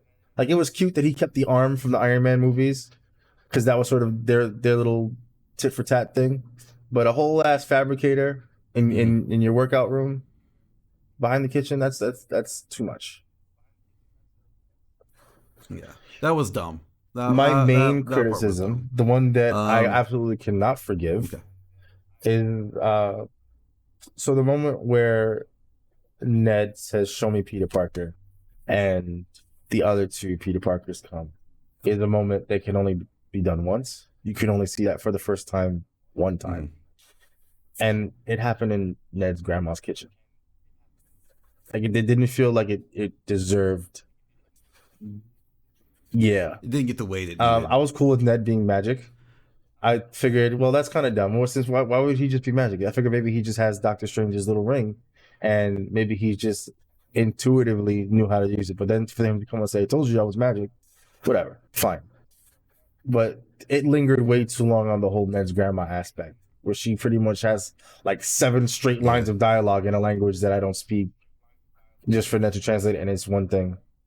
Like they overstayed their welcome in that location. Yeah. Okay, Yes, so Xander? maybe for Toby's introduction, you should give it a little bit more reverence or whatever, and let it whatever. But the fact that Andrew Spider-Man is introduced with them doubting he's Peter and telling him to prove it, to the point where he goes and gets a cobweb off for an old lady in the middle of her house, is exactly what I want to see out of Andrew Garfield's Amazing Spider-Man. That kind I of get shit that. fucking slapped my And, shit. and Andrew hasn't missed Yeah. a beat. That whole thing where he's just hanging from his fingertips on the ceiling, he's like, "This is enough." No, it's not. This is plenty. That feels like it was straight out of his movies. Yeah. But that could. Oh yeah, and that too. Like when Toby shows up too, just his reaction, his just natural reaction to just being like, "I just came through this portal." Closed. Oh. Yeah. Like that's straight from the fucking Raimi film. It's like, man, I hate that I'm thinking about this, but I've been watching that stupid Bully Maguire shit. I hate it, but I love it because my wife keeps sharing it with me, and some of it kills me. And the Exodia one that I shared on stream a few days ago, where he just holds up the head of Exodia, like, how did that get there? Like that fucking cheeky little, Yeah. oh, it's close. Like destroys me every fucking time, and he still has it. I do have to He still question has their usage of him walking through the portal with a weird deep fake face and going, "I'm Spider-Man." That was a little weird and on the nose. No. Or Ned being like, "Oh, just some random guy." Like, you put some respect on the legend immediately. Yeah. Oh yeah. I still love the scene where he's like, "So did you bring your suit? Or you just cool gonna youth be dressed pastor." up like a youth Yeah. youth pastor? Okay, I'm sorry. I have to ask it because nobody else has asked it. And Toby, I'm so fucking sorry. I have to ask it. What was with his mouth? His mouth just does that, Xander. That's always been the thing. You know, is that in the Raimi movies, you can look past it because his hair was so weird that it kind of offset each other. Well, no. So like his mouth looks the same, but like he sounds like he has a dental implant. If that makes sense. He might. We don't know what's happened in 20 years. Like since for he was instance, I'm not trying to in like Spider-Man. be I mean, shitty or shame him or anything. Like you notice there's like a hiss and a s to my own voice. The nerve endings in my bottom teeth are dead. I can't feel these teeth anymore. So it's a lot like when you have fucking like dentures or whatever. I can't feel them, and so interacting with them is weird. And I kind of have like a lispy thing going on. Which is why I put a lot of de-essers and shit on this after the fact, so that way nobody at home notices it. But fucking, so I'm just curious, like, he sounds different, and I want to know if it was like the way they captured it because of pandemic concerns or something, and maybe it was just an equipment thing, and they weren't able to get like the full dynamic range of like the way he was doing, because he sounded too essy to me. And I don't want to say that he forgot how to play Peter Parker, because I don't think that's like people underestimate Toby as an actor because he's mainly known for Spider-Man and like Seabiscuit, but he's done a whole bunch of other shit where he's really fucking good. That one where he plays a war vet who goes fucking ballistic, he is amazing in that. Brothers? But no, not Brothers. He's not in Brothers. I think though. Oh, that was no. It is movie. Brothers. No. It is Brothers. I was thinking okay. of 4 Brothers, which he's not in. There's 4 of them now? No, I 4 thought there Brothers was is just another 2 movie. God, stop. But no, I mean that's something I didn't notice it personally because it just felt like I was watching the same old Peter Parker. It could so I it could didn't also get that personally, be but how I watched it that made him sound weird. So I will revisit that question whenever I watch it through a better 1080p stream source or something, where I can actually like hear proper audio mixing, because that could entirely be like just how the sound was captured or something on how I watched it legally in the theaters in the AMC movie theater where it was legally playing. He's a ticket purchasing viewer of this major motion picture. Yeah. What other gripes do we have with the film? Because there's so many things I want to talk about. There's a specific thing I really, really, really want to talk about. And I want to get all our criticisms out of the way because I feel like we'll never stop talking about Honestly, this film. there's not all that much in terms of criticism. Like Yeah. the Like, none of few the that do performances have fell really flat or do anything. sort of stick out. Where it's like, as opposed to having a bunch of criticisms that are like, well, that's like a 1 out of 5. This is a bunch of them that are. They didn't recreate A bunch this of them are. perfectly, you know. It's a small group, but they're ones that are more like a 4 out of 5. That's really all I've got in terms of criticism that I can think of right now. All right. Yeah. Okay, cool. Because god fucking damn, that entire scene in the lab was one of my favorite fucking scenes. Oh my god, the moment that those two Peter Parkers came into contact with each other and then met the other Peter Parker, and that everything from that point on was just like, I am invested in everything that is happening for all time. The whole third Please act. give me more. And I love it because it wasn't The just whole. How would Spider-Man behave if he met another Spider-Man? This is just 3 Peter Parkers shooting the shit. And they behaved and spoke like 3 Peter Parkers shooting the shit. It was less about, yeah. 3 different Peter Parkers. I'll handle right. Lizard. I already cured him once. And it's no big deal. No, seriously, it's Like, no how big hard deal. could it be to Yeah, do it again? okay. It's no big deal. Okay, cool. They're just like, they just don't give a shit. And he's like, almost offended. And it's like He's when they don't care, Ned they is really like, don't. I won't turn into a supervillain and try to kill you.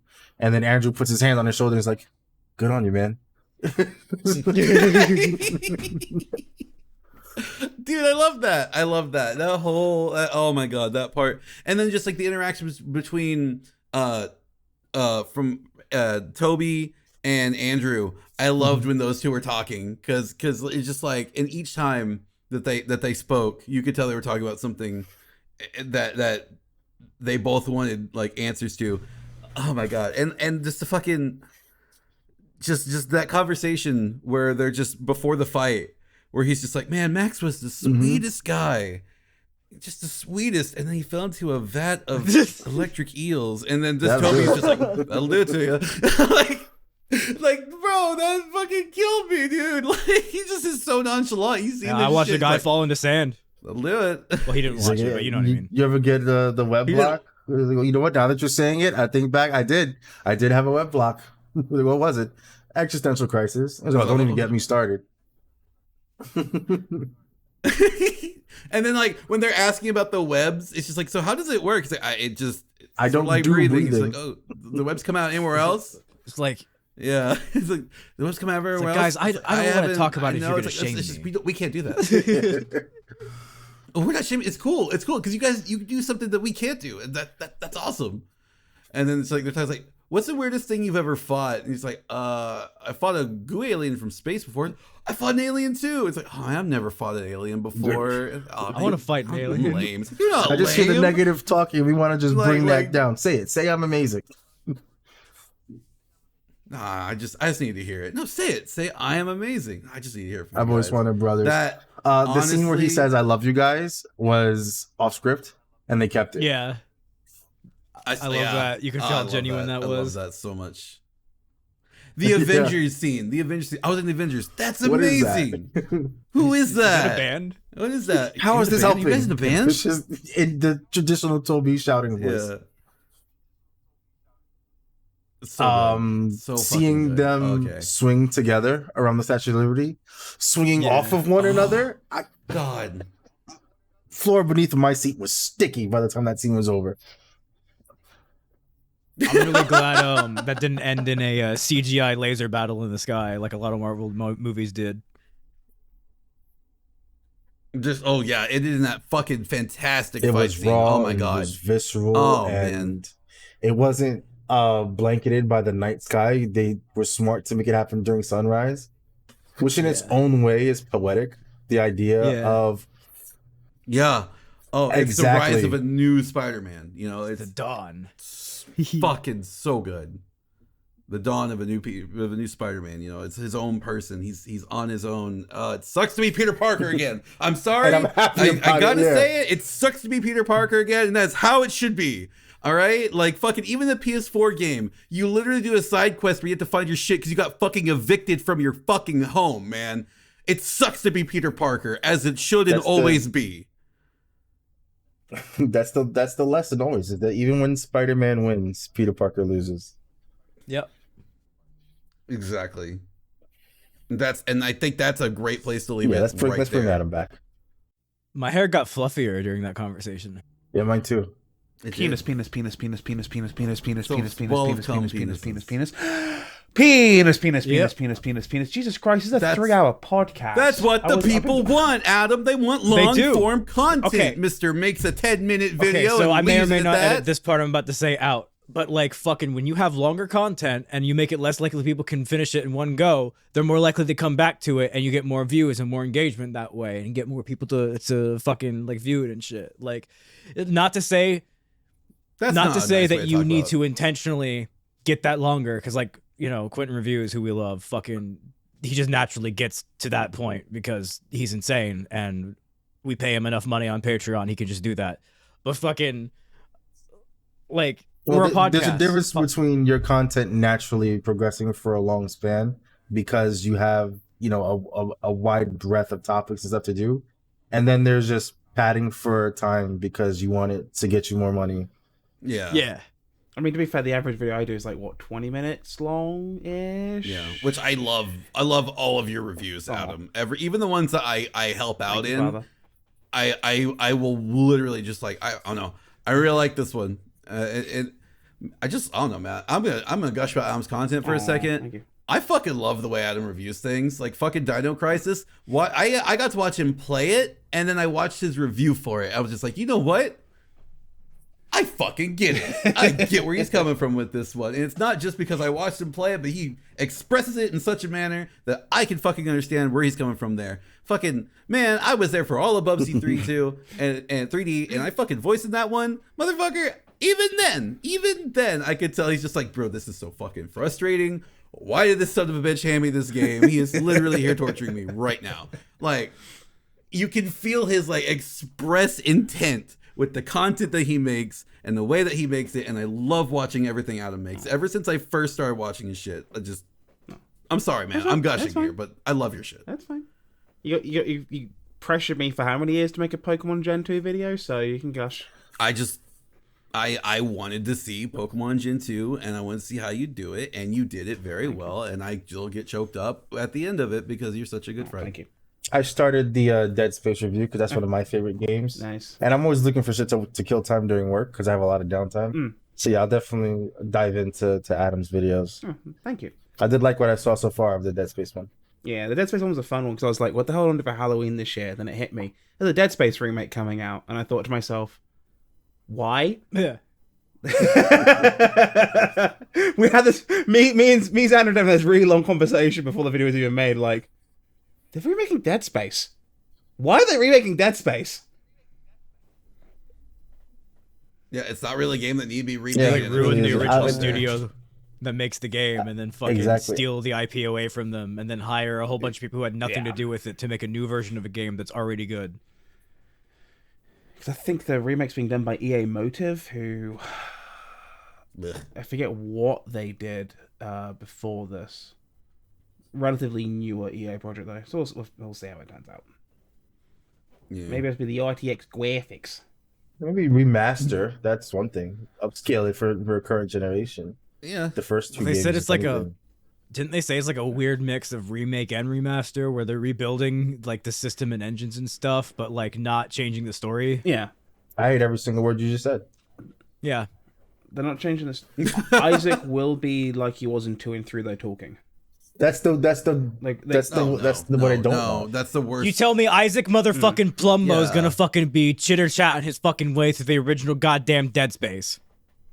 Yeah. It was fine in Dead Space 2, but then again, the story revolved around that, and the whole thing was about his character progressing and dealing with the events of the first game, so it made sense. Because, like, the theme of the second game is just PTSD. It makes sense. He's gone through a massive traumatic event. His personality has shifted because of that, so it makes sense he's all chitty-chatty all of a sudden. Granted, he's not, like, chitty-chatty like Bubsy or fucking Gex the Gecko. Oh, dude, But I love he's- Gex the You Gecko. know, he's a lot more willing to express himself. He's a lot willing to express himself outside of just kind of rolling his eyes or whatever and just getting on with it. Every game should aspire to be Gex. Gex is amazing. This is like a party and... No. This reminds me of a luau at Mel Blanc's house. I don't know why that's the one I remember from Gex. Adam, do you prefer American Gex or British Gex? I I grew up playing British Gex, so I don't really have a horse in this race, because I say grew up, I played it like 3 times. And then when I was working at the retro store, I played Gex a little tiny bit in some downtime at one point. So I haven't really got an opinion either way. Do you like Gex 2 or Gex 3D better? The only one I've really played is the N64 one, so that's 3D, right? I think 2 is also on 64. I don't remember. I wouldn't know. Gex is the greatest platforming game of that era ever. It's better than Oddworld Munch's Odyssey. No, it's not. Nothing to say. Yeah, I'm about to say you couldn't even keep that one together, buddy. I'm sorry. It's going down the pipe. He's like, nope. I'm sorry. Oddworld games are great. Isn't Lauren Landing bad now? I don't know. Did he do something? I don't know, man. I don't know. It feels like if I look up anybody, I'm gonna get disappointed. So I've just stopped looking up people and just let the information spill forth from Twitter. I'm looking this up. Because there is a certain thing that happened that we said we would not talk about, and I'm not going to talk about it. I'm going to keep my fucking mouth shut about it. It keeps happening, and it's a grift, and it will end hopefully soon. Do not bring in attention to it. Do not interact with it, because dunking on it just does what they want. So you type in Lauren Landing, and the first autofill is controversy. Ooh, great! That's a wonderful sign. Oh, okay. Welp. We're still reading.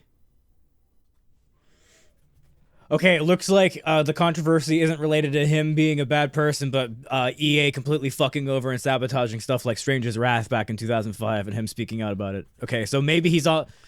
Maybe I committed slander. Right, okay. Lauren Landing, if you have committed atrocities, I just admit them now, okay, please? Just admit them now, so that way I can just be fucking, like, out there about how much you broke my heart in my childhood, because fucking Abe's Odyssey is one of the most influential fucking games in my entire life, and the entire style of Oddworld without those fucking classic fucking games, I would not have made a majority of the friends that allowed me to survive, like, school. I would have not have been able to get through normal school and even make it to meeting Devon and shit without fucking, like, Oddworld. So please don't be bad. But if you are, please just tell me.